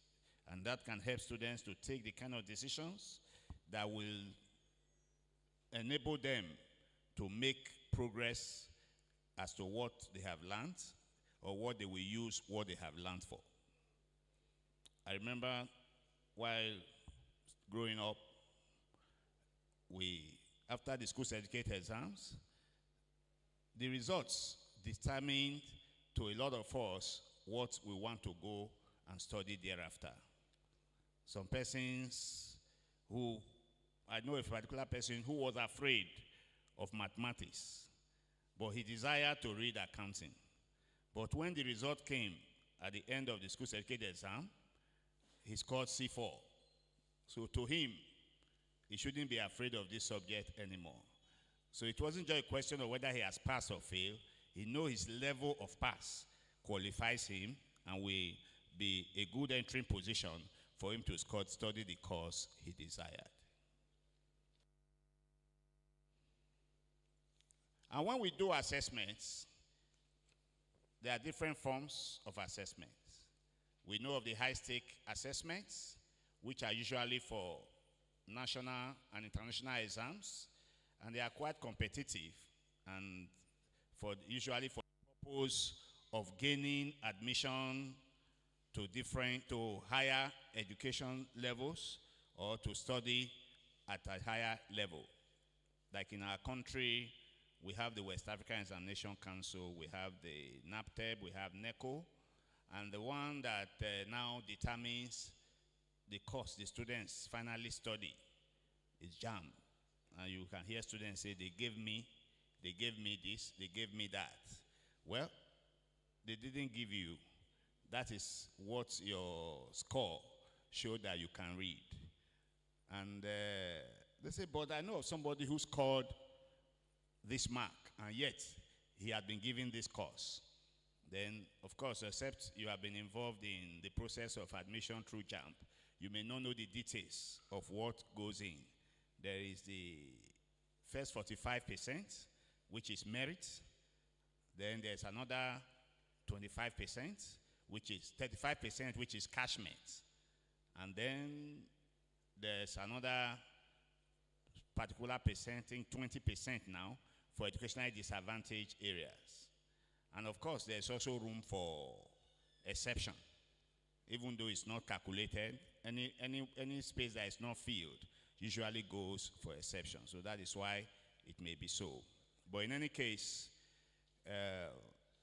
to tell you how relevant that is to the life of the learners, it's usually a very sensitive matter. And we want to commend JAM for the efforts that have been made to use technology for the process of conducting their exams. But however, we also want to advise JAM to be careful when they make blanket accusations. Like in the last JAM exam, there was no reason to believe that they were malpractice, because when they retook the exam, these same students did just as well, if not better, than what they did. So we advise that for high-stake exams, we know they are very sensitive matters and should be taken seriously like that.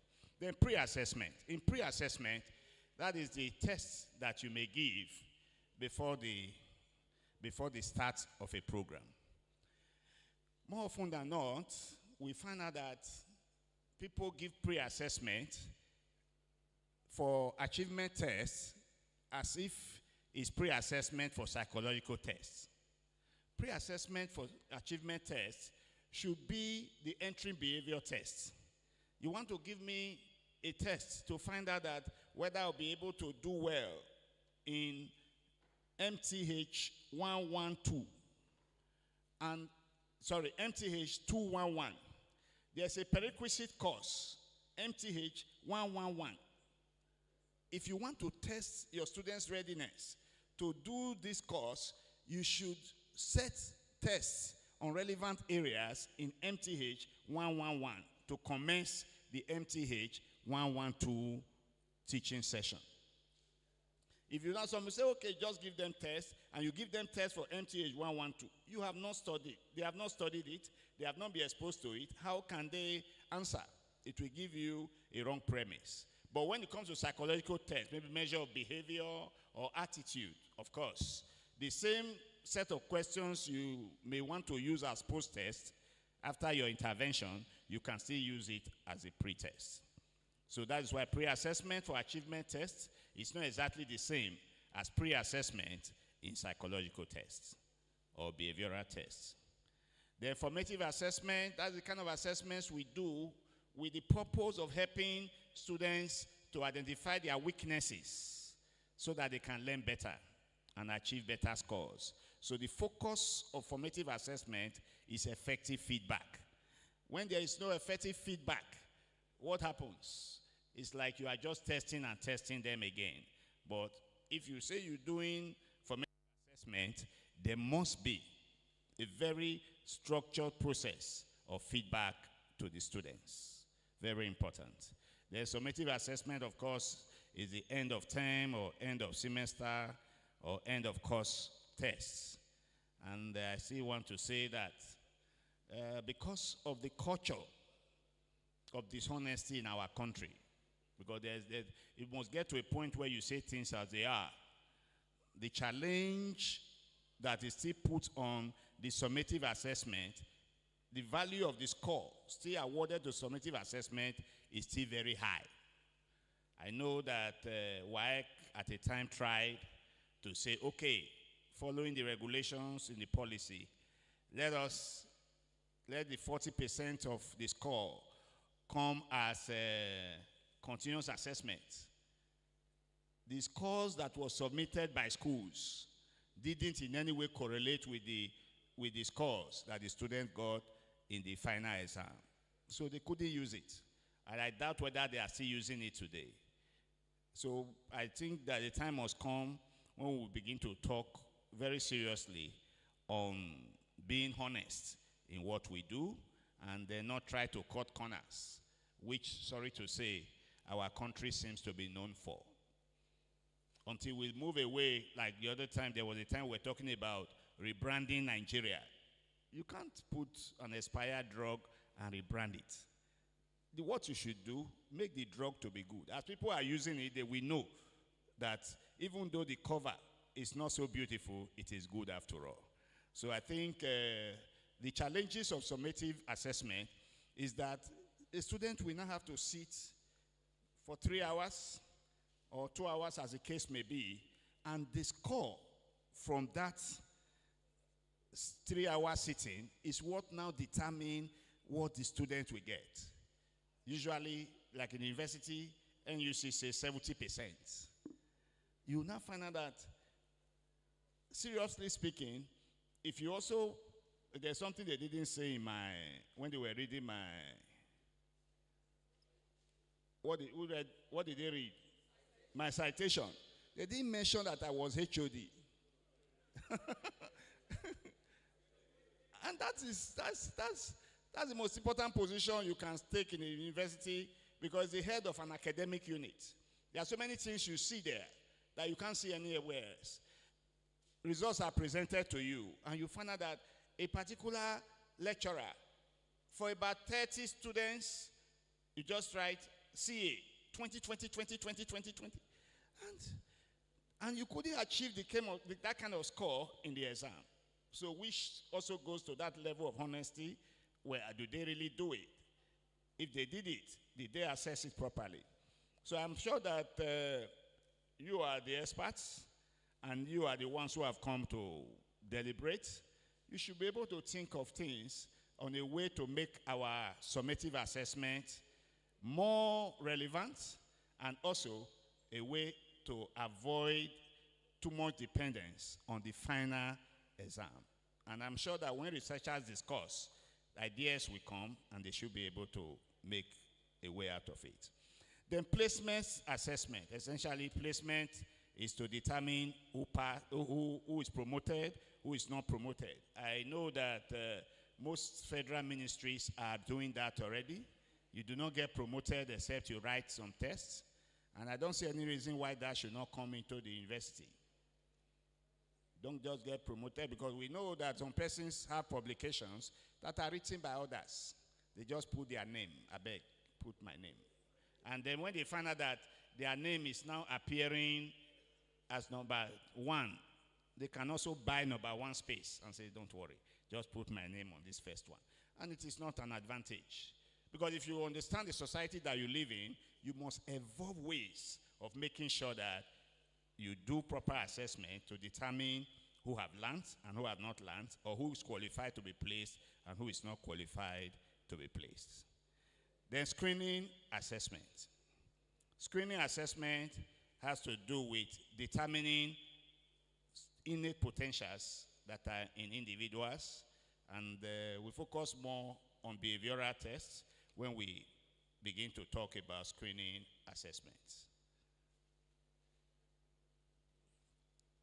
How does assessment make you become a more effective teacher in the future?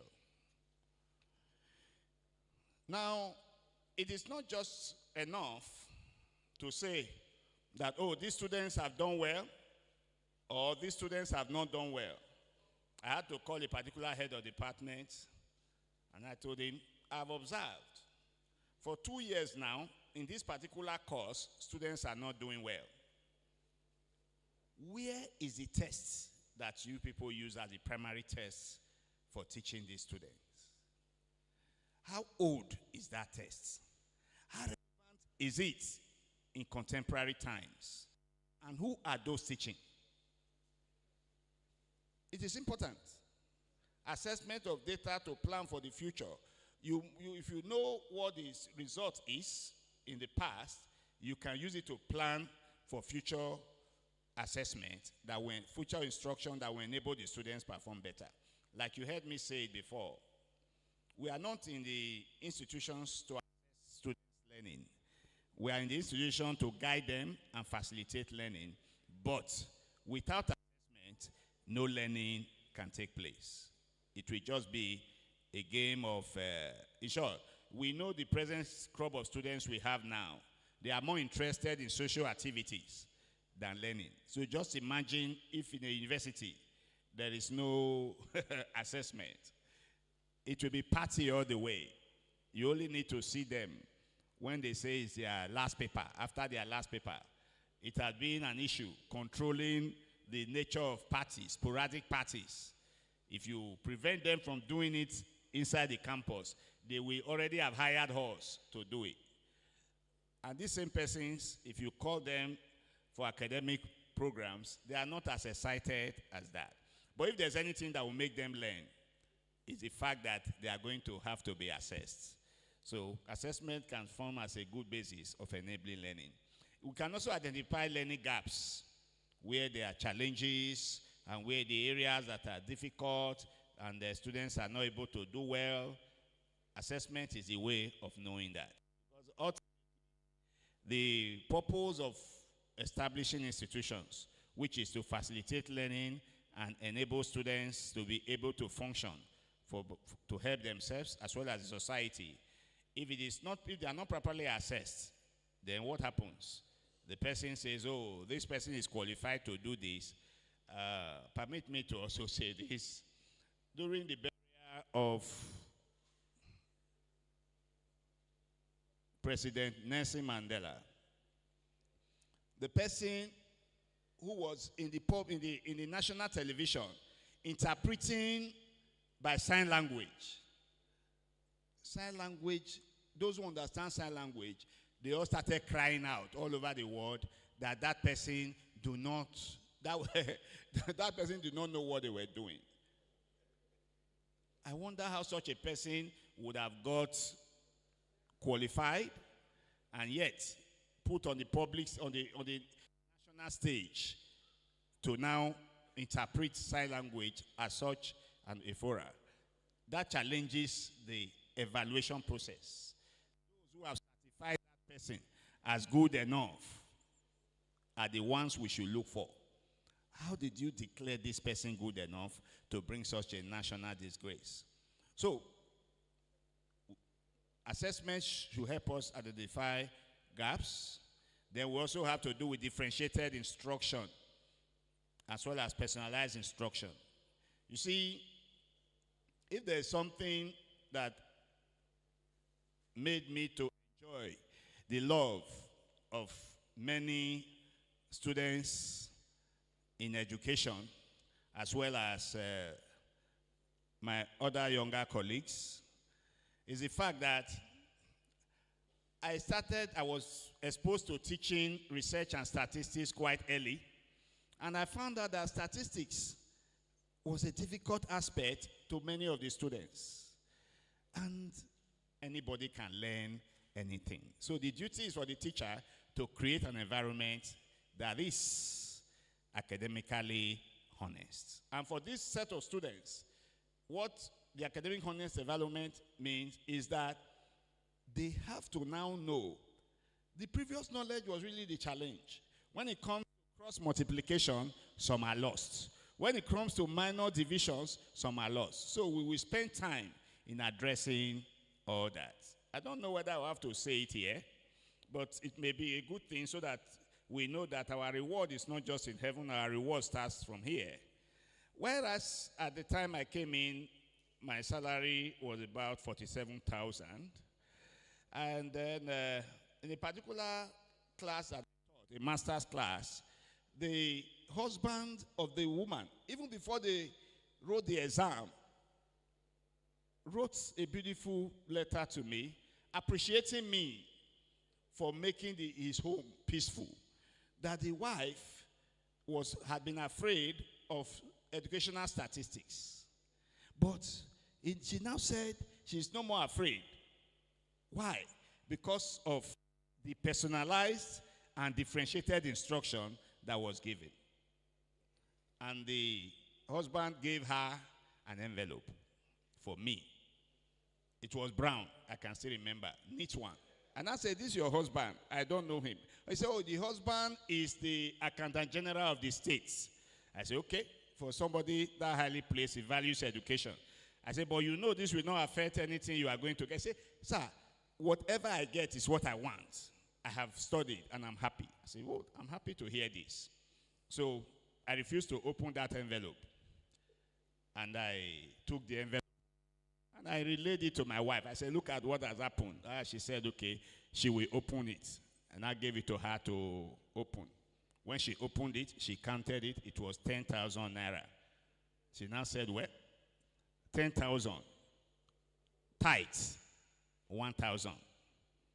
Opening charge, 2,000. I said, are you going to take more than God? Well, you were afraid to open it. So now, So ultimately, what was now my own was 7,000 out of the 10,000. So it's good to have a good wife who knows how to do business. She said after giving to God, she also paid herself for opening since I was afraid to open. So seriously speaking, when we do differentiated and personalized instruction, every child and everybody should be able to learn. And how do we get to know that they need such? Of course, assessment must have taken place. So by assessment, you know what they need. Evaluate and improve programs, of course. It's by assessment that programs is evaluated to determine whether the program is doing what it says how to do or what areas it needs improvement. And you agree with me, with the dynamics of the world today and the challenges that the world is faced with, there's always need for improvement. You cannot continue to do what you'll be doing the way you've been doing it. You must be ready to advance, to do it better by improving based on evaluation. Then informed professional development. Of course, like I already suggested, anybody that must be promoted from one level to the other should face assessment so that we are sure that you'll be able to function at that level. And if such assessments are quite systematic and then separated from the individuals, from the persons, you'll find out that the case like the case of what happened during the funeral service of Nelson Mandela will not happen. I don't intend to stay too long, but let's now be more detailed a little, and that will be it when we are through with that, so that I give you the opportunity to go and gather and start to reason together toward improving the future of instruction, of measurement and evaluation. So, I'm on the last one now, the future of assessments. In the future of assessments, we know where we are going, and we are going to be able to get there recognizing that we will get there by experiencing what is going on now in our world, and that is artificial intelligence and machine learning.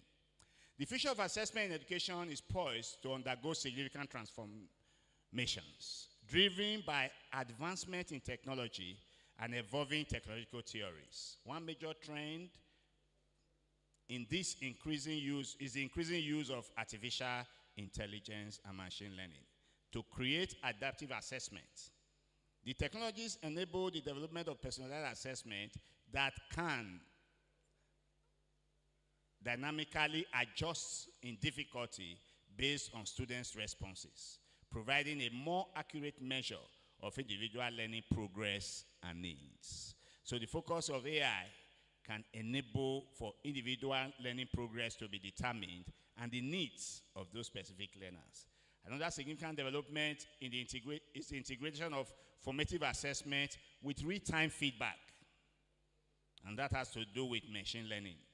You are able to get immediate feedback based on your response. Traditional summative assessments, such as final exams, are being complemented by continuous assessment methods that offer immediate feedback to students. So the use of technology advances the ability to enhance the process of formative assessment and feedback to students. This approach not only helps in identifying learning gaps as they occur, but also allows students to engage in reflective practices and take immediate creative actions, enhancing overall learning experience. Moreover, the future of assessment is likely to see a shift towards competency-based education, where the focus is on measuring students' mastery of specific skills and competencies rather than their performance on standardized tests.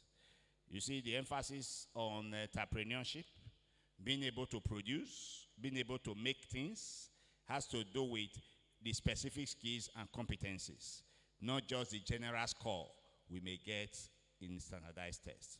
This model emphasizes the application of real knowledge in real-world context and supports a more holistic approach to evaluating students' learning.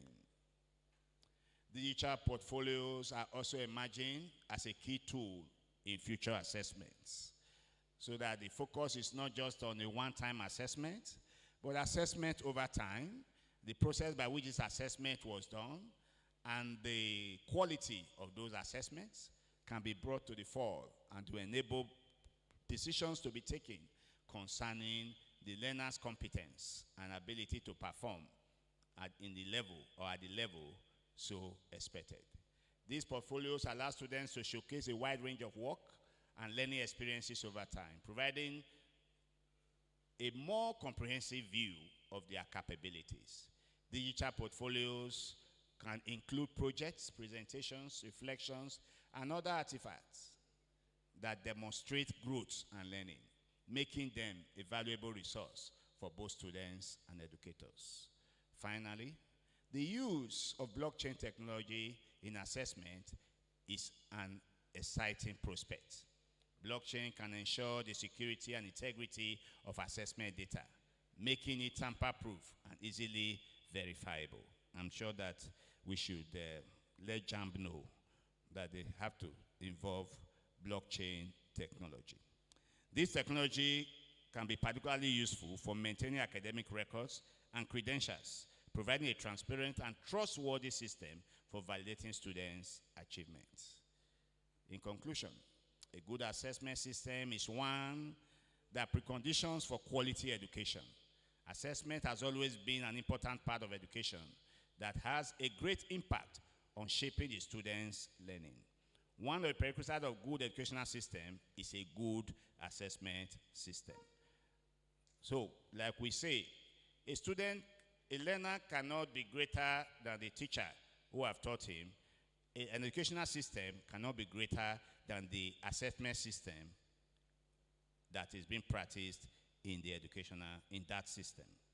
Assessment is a term to describe a method in which teachers collect information about teaching and learning environment, such as students' level of knowledge and comprehension. Assessment is related to both instructional objectives and classroom learning activities, and it's indispensable. It's an indispensable element in the learning process. It is useful for gathering data, information needed into various interests. The data can be used to make decisions about the content and methods of instruction, to make decisions about classroom climate, to help communicate what is important, and to assign grades. Among other techniques to do evaluation and assessment, teachers can use tests to evaluate and assess, starting from the small one, incorporating evaluation into the class routine, setting up essay and efficient record-keeping system, and establishing an evaluation plan and personalizing the evaluation plan, while taking notes of the administration process of tests.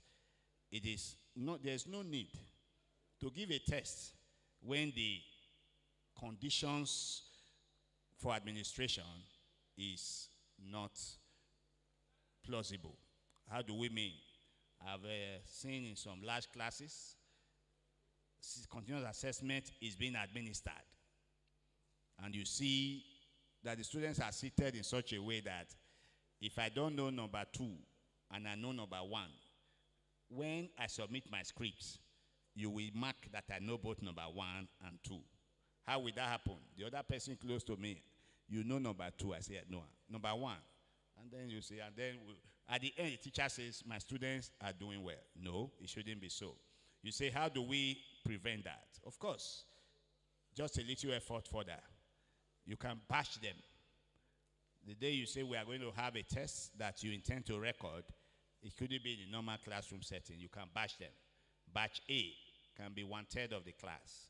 Batch B, the other 1/3. Batch C. And you can give parallel tests. So the issue of saying that the others will see the test I've given, it doesn't arise. So thank you very much, and I wish you very fruitful deliberation. And I expect that indeed results from this conference will be able to contribute meaningfully to the development of educational assessment in our country and internationally. Thank you.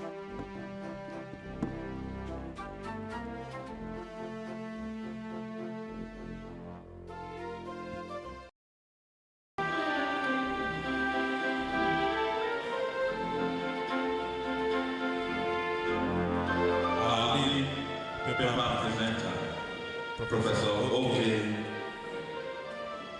Omorogiwa, my team. Thank you very much, sir. Thank you. Everything is okay. It's okay for us. The program is still the conference. We are gradually moving forward. Before the lunch break, we'll be taking the fellowship investiture.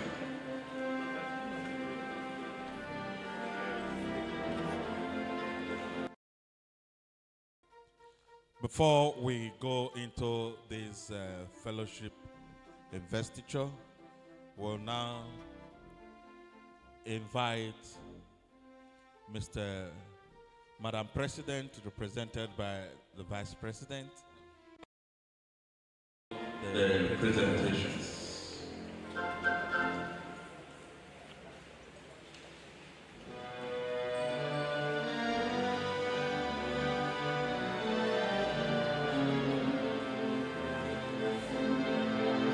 Thank you very much, Professor Rafael. Thank you very much.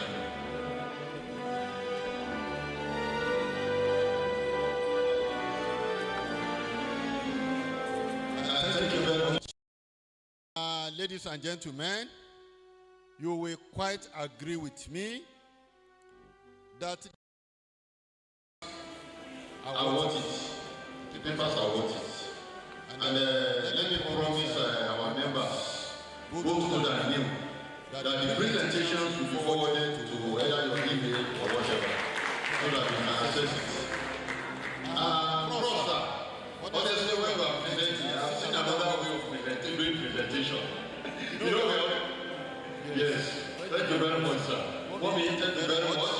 Now we are going to make presentations to our keynote presenter and our newspaper presenter. And you know, when you want to meet an elder, it is better to send elders to elder. So I will honorably call on Professor Asuru to please come and present this to Professor Asuru. Professor Asuru, sir.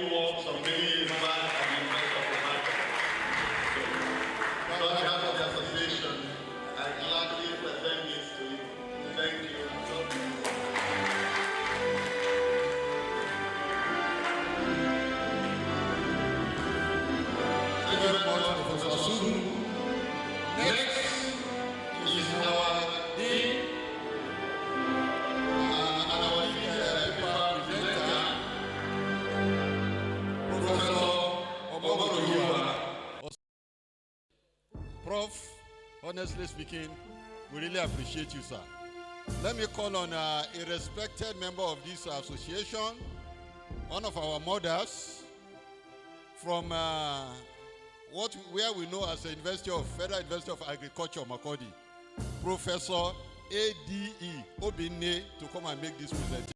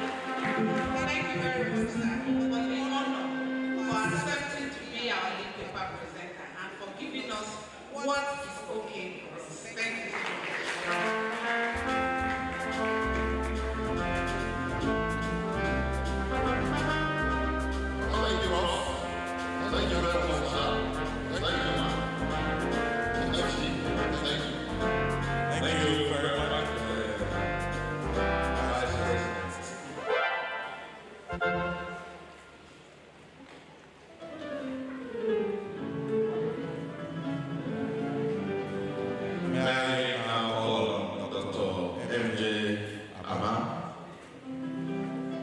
who will be presenting to us Dr. C.N. Yakwaba for the fellowship investiture.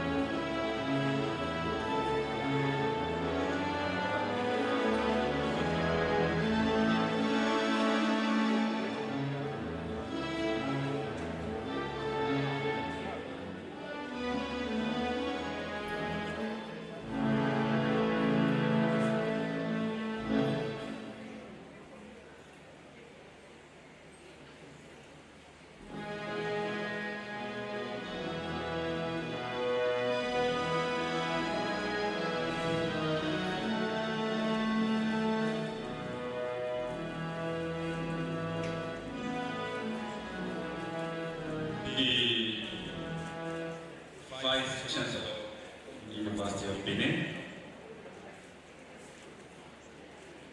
members of the High Table, please permit me to stand on the already established protocol because we have the time constraints. You are all recognized, our members are highly recognized, and you are highly welcome. I am MJ Haman from Nigerian Army University, which the MCBD recognized earlier. I am from Nigerian Army University. It might interest you to know that the Nigerian Army hosted the 24th Annual National Conference in 2022 in Ilorin. And by the grace of God, we are looking forward to seeing you in PU at Nigerian Army University when time comes to compete for it. We want to expose you to the outside world by interacting with the personnel of the Nigerian Army so that you can approach them easily at any point in time you need them. I am here to read this citation. Sorry, please, before I go on, if you are seeking admission in Nigerian Army University, you can contact me. I am the Military Secretary, Deputy Vice Chancellor of Military University. So it is easier for you to get admission there. So that your children will change environments. Let it not be that everything Benin. All right. I am here to read the citation of our national president, Dr. Chinyere Yakwaba. Please, whoever is standing for her, can the person stand while reading her citation.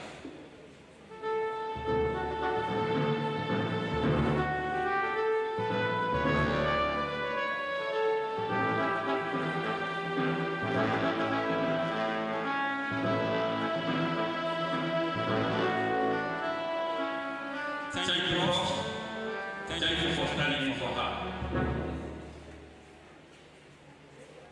Dr. Chinyere Yakwaba was born 16 years ago as the fourth child and only daughter of the late Mr. Davison and Inyama Josephine years of Moaziri in Isiala Mbano local government in Imo State. She attended Holy Ghost Primary School in Enugu and the prestigious Queen's School in Enugu for her summary education. She holds an NC certificate in mathematics from Alma Ikoku College of Education, Owerri in 1984.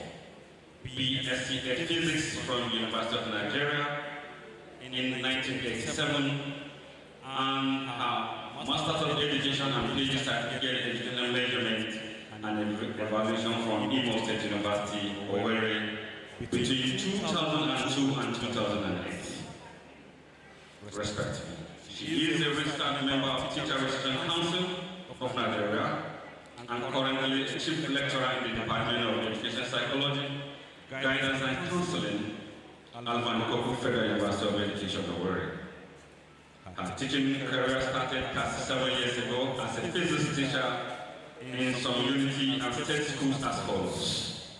Federal Government Girls College, Owerri, 1991 to 2008. Federal Government College, Okigwe, 2006. Federal Government Girls College, Umuahia, 2008 to 2009. Obazu Girls Service School, Mberi, 1989 to 1991. New Estate Boys High School, Minebu, 1987 to 1989.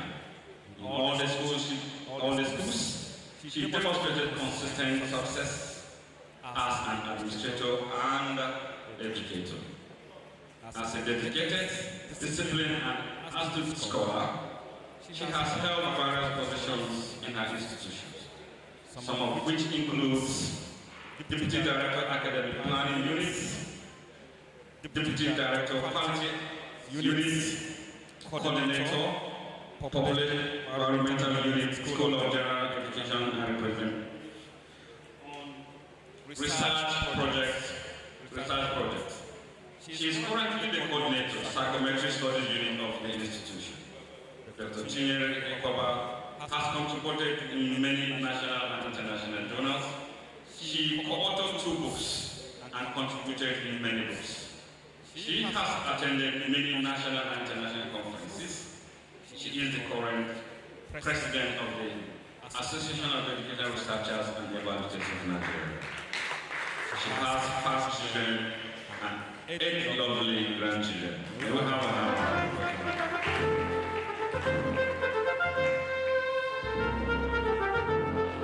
Please,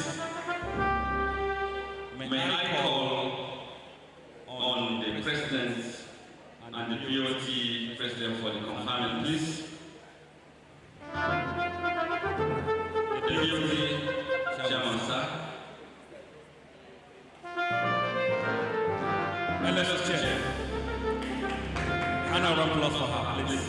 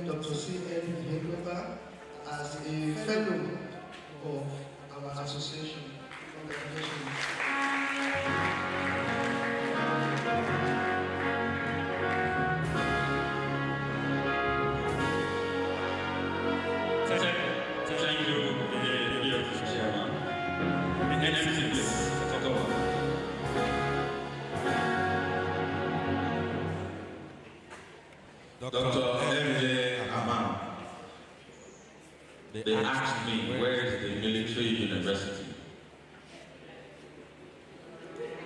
Which state?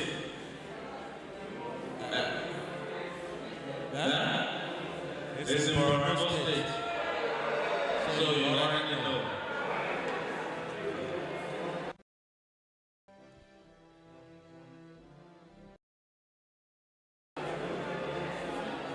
In you ask Dr. Aman, they will tell you that Borno is the most peaceful state in Nigeria.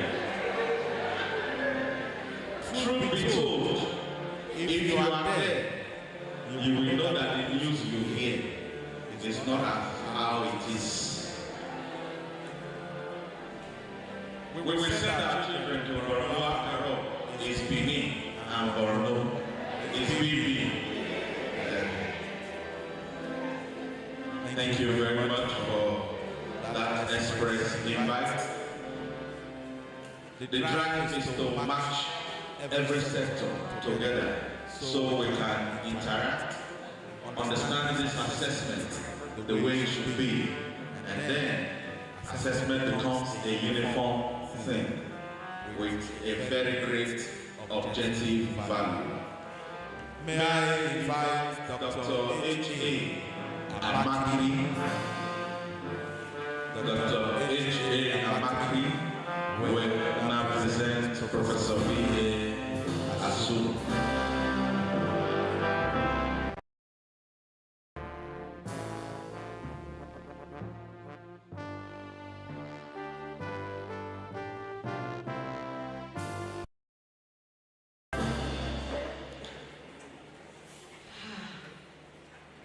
Vice Chancellor, members of the High Table, the Assyrian family, ladies and gentlemen, participants to this 26th Annual National Conference of Assyrian. It's indeed an honor to stand before you this afternoon to give a citation. Regard as a father, a teacher, and a mentor, Professor Vincent A. Asuru. Professor Vincent A. Asuru is a professor of educational measurement and evaluation at the Department of Educational Counseling, Ignatius Ajuri University of Education, Room Alumni, Port Harcourt, Rivers State, Nigeria. He hails from Ohio, Bagui, Nemoha local government area of Rivers State, and holds a BSc degree in education and political from the University of Port Harcourt, and LLB and BL degrees from the Rivers State University and the Nigerian Law School, Abuja. So he's not just an educationist, he's a lawyer.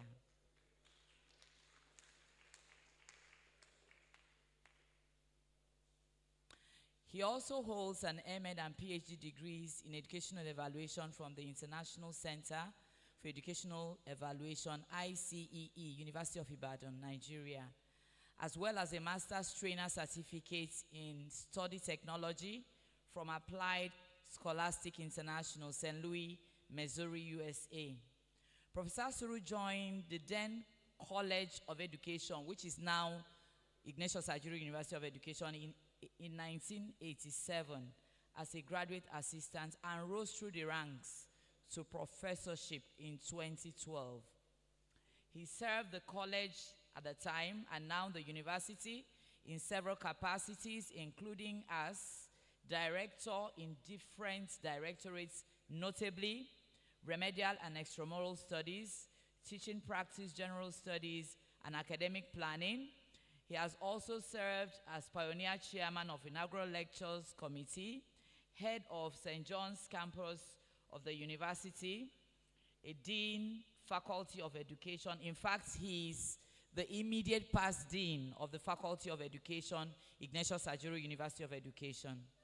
Professor Asuru has served as chairman and or member of over 45 committees and panels, as well as member of the then college and now University Governing Council at different times. A versatile, widely traveled, globally visible scholar, Professor Asuru has served the academic, religious, and social communities at different levels. He's a member of many national and international learned and professional societies and associations, and currently is a member of the National Executive Council of the Nigerian Academy of Education. He's a recipient of several awards and is widely published in national and international peer review platforms. A practicing Catholic, Professor Asuru is a Knight of the Order of the Knights of St. Mulumba, Nigeria, and has participated in several religious pilgrimages and visited several holy sites in Africa, the Middle East, and Europe. In recognition of his modest contributions to the church and humanity, His Holiness Pope Francis in 2022 bestowed him with the papal honor of Knight of St. Sylvester the Pope, KSS. Professor Asuru is a Justice of Peace conferred on him by the Rivers State government and is happily married with children. Ladies and gentlemen, make welcome Professor.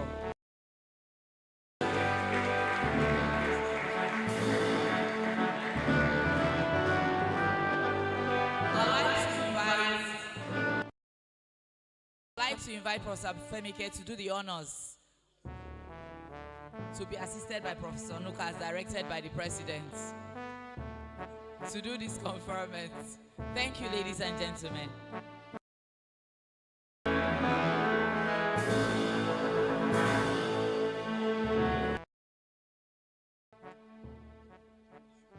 Mr. Vice Chancellor, standing on all esteemed protocol, I think it is an honor and privilege for me to present to my brother. Because when I say my brother, people may ask why. Because he's a Knight of St. Mulumba, Nigeria, and I'm also a Knight of St. Mulumba, Nigeria.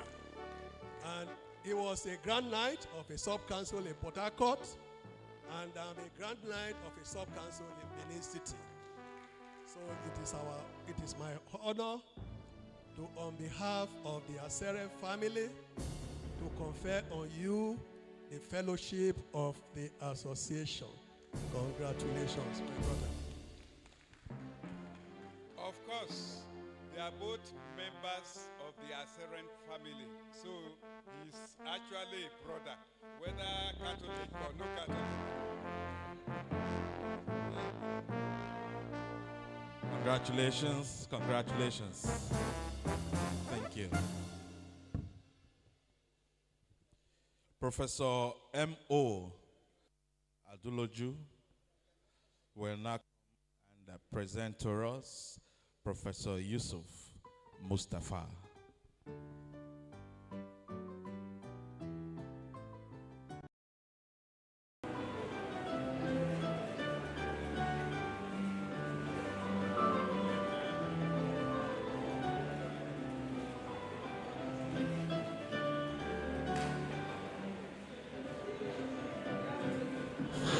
Good afternoon, everyone. Please permit me to stand on the existing established protocol. It is an honor and great privilege to me to present the profile of Professor Yusuf A. Mustafa. Professor Yusuf A. Mustafa was born when his mates were born. He started the school when the mates started school. He attended Government Science Teachers College, Wuchichi, Niger State, and Federal College of Education, Pakshi, where teachers grade 2, TC2 certificates. Some of us here may not know what TC means. And the Nigerian Certificate in Education, NCE, with specialty in mathematics and geography, respectively. He also attended the University of Jos, Nigeria, where he obtained the BSc Mathematics Education, MEP and PhD in Research, Measurement and Evaluation, respectively. He is an alumnus of the University of Stellenbosch, South Africa, where he obtained a postgraduate diploma in program monitoring and evaluation. Professor Mustafa has taught at all levels of education in both civil and military schools. These include Government Day Secondary School, Mina, Government Girls Science Secondary School, Kotankura, Government Secondary School, Laranto, Jos, Air Force Military School, Jos, Air Force Secondary School, Makodi, and Federal College of Education, Pachi. Currently, he is in the Faculty of Education, University of Jos, where he teaches educational research, measurement, and evaluation and statistics at the certificate, undergraduate, and postgraduate levels. He has supervised a multitude of master and PhD theses. He is an external examiner in 5 universities and visiting professor to two universities in Nigeria. Professor Mustafa consults for the Nigeria Educational Research Development Council (DC), Joint Admissions and Matriculation Board (JAM), National Teachers Institute (NTI), and National University Commission (NUC). Professor Mustafa is the current Deputy Dean, Postgraduate School, University of Jos. He has over 40 articles in national and international journals, a book on measurement, research and statistics, and 4 co-authored books to his credit.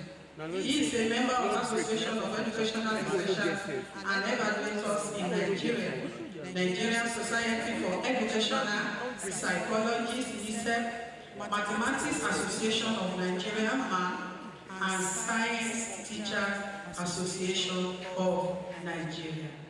And he is a man of only one wife.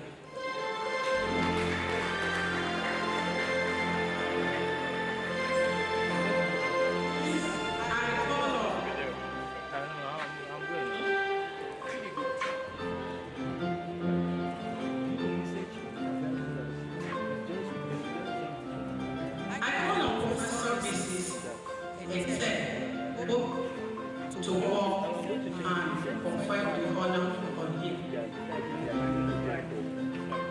This can be assisted by Professor Mrs. Esemolu so that we make it gender friendly. Thank you.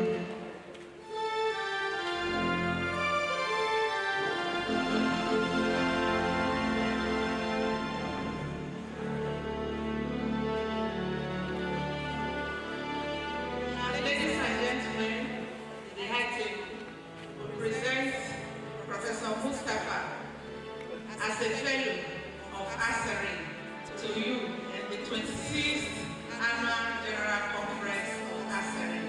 Congratulations.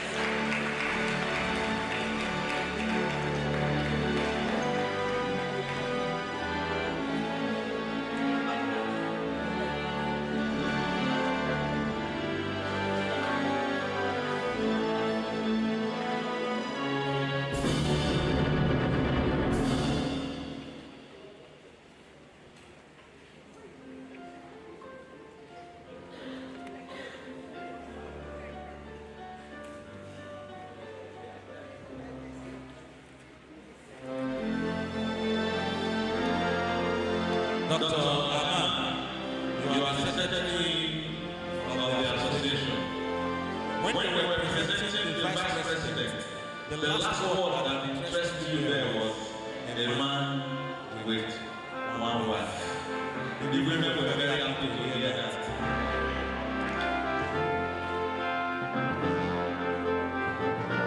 It is good you begin to encourage your husband to have an assistant for you. The work is too much for you. We are helping you to complain.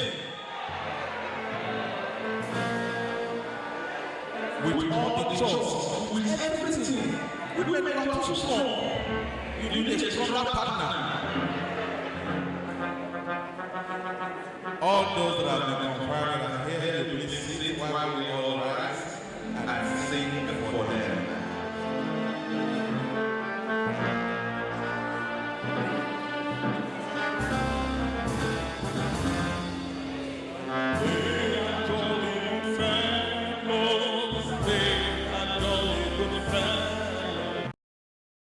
Jolly good fellows, and so says all of us, and so say all of us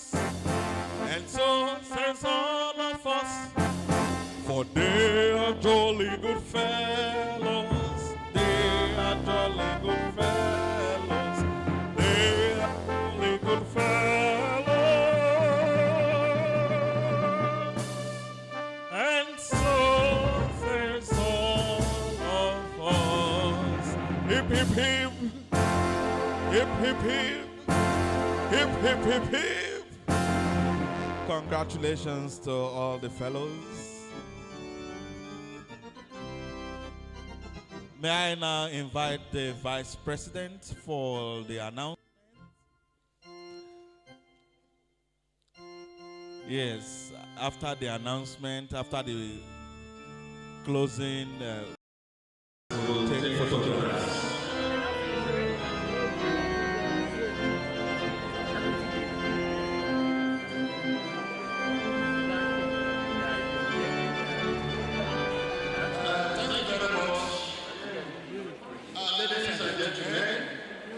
The day is fast spent. I know we have just a few things to go now. If you look at the program, we will take the vote of thanks, group photograph, we go for lunch, and it ends here. Ladies and gentlemen, after the lunch, we will expect all of us to come back to this venue.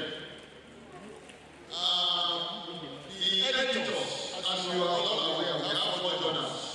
One of the journals is based in Jos. I am the editor. Another one is based in Ibadan. We have an editor. We have another journal based in Weli. Then we have another one based in Ilorin. Now there are a few things we have observed with the articles. We have to live up to expectation. We have to go with the modern times and trends in article writing and for publication. So in the light of that, well, after the launch, we will come back. We are going to have a panel of 4, made up of eminent professors, senior colleagues in this association. And when I call their name, you agree with me that you need to really come back after lunch. So that we are going to have a kind of panel. Issues will be addressed. You tell somebody, submit an article. Somebody will be writing an article. Background of the study, statement of problem. You don't write an article like you are doing a dissertation. This is what many of us do. So they will take up a lot of issues when we come back. In the panel, we are going to have Professor E.R.I. Afonami, Professor O.A. Anthony Afenike, Professor O.A. Afenike, Professor Vincent Asuru, and Professor Edi Obinde as the panelists. Then the moderator is going to be our chief editor. Please, it is very important that you are here. Whatever doubt, whatever question, whatever you have, you will bring it to the panel and issues will be ironed out here. Thereafter, at the end of the day, we will go for our cocktail. In fact, I was taken to go and see what is there for us for cocktail. You don't need to visit. So we expect to see everyone there. Thank you very much.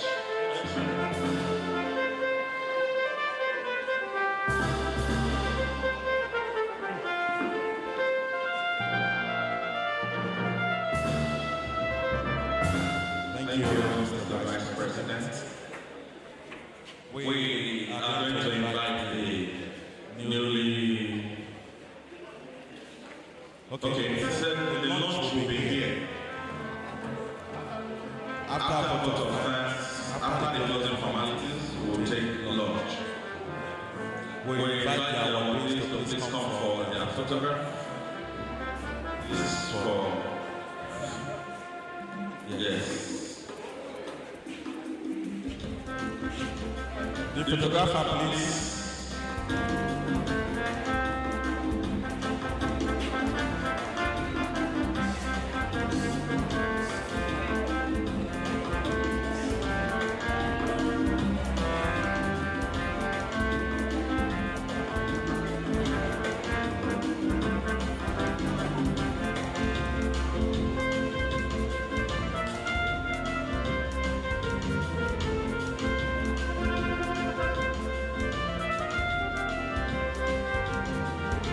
Please, members of the high table, you join them. Join them. Join them.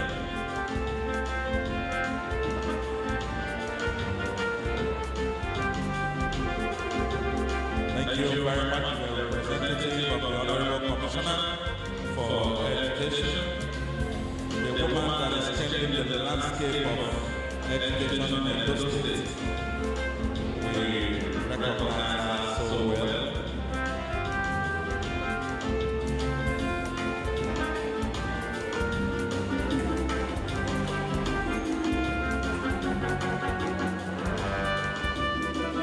Dr. A.A. Danina, please come closer. Come closer.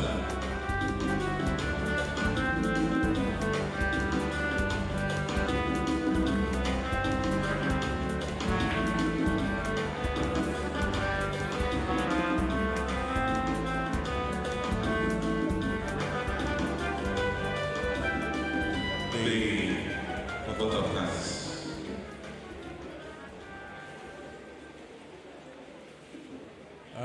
On behalf of the Association of Educational Researchers and Evaluators of Nigeria, ASEREN, we thank all those who have contributed in one way or another in ensuring this opening ceremony is a success, in particular, and the conference in general. In particular, we thank the Vice Chancellor, University of Benin, for hosting the conference and the support she gave to the association. We also thank other principal professors of the university for gracing the occasion and making it a successful one. We also thank the keynote speaker for presenting a wonderful keynote address, and the lead paper presenter who has presented a paper which is okay for all of us. We also thank the DOT members here present and the experts of the association. In particular, we thank the President and the Vice President for their wonderful support to this event. We also thank other state government functionaries that graced the occasion, and then the gentlemen of the press. We also thank all the conference attendees and our MC and especially our entertainer. You have really made the occasion a lively one. You deserve our thanks. We are also thankful to all the technical and ICT support staff for making the presentation lively as well. And in fact, we thank all those who have contributed in one way or another towards successful completion of this opening ceremony and towards successful conduct of this ASEREN. On behalf of the ASEREN, I say we thank all of you. Thank you, and may God see us through. Assalamu alaikum.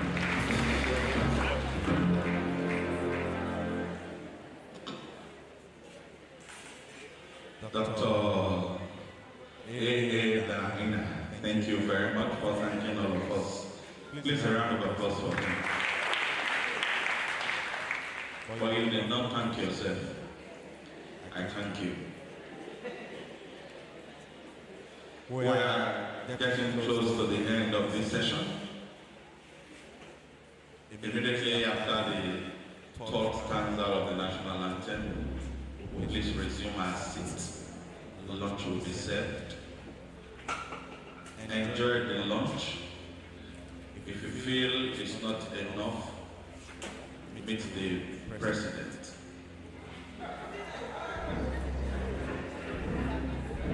LOC chair is representing the president. We must protect our own.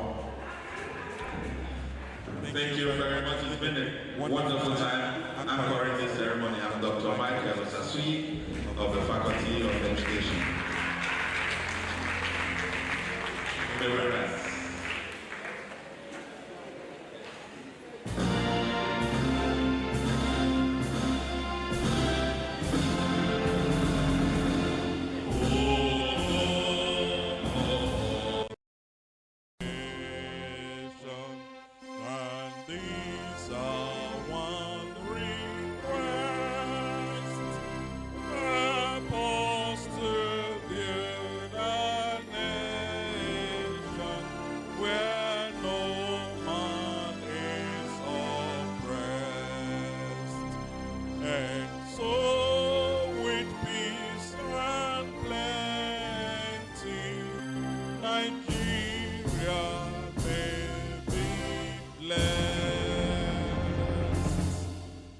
Thank you very much. May we please sit for lunch.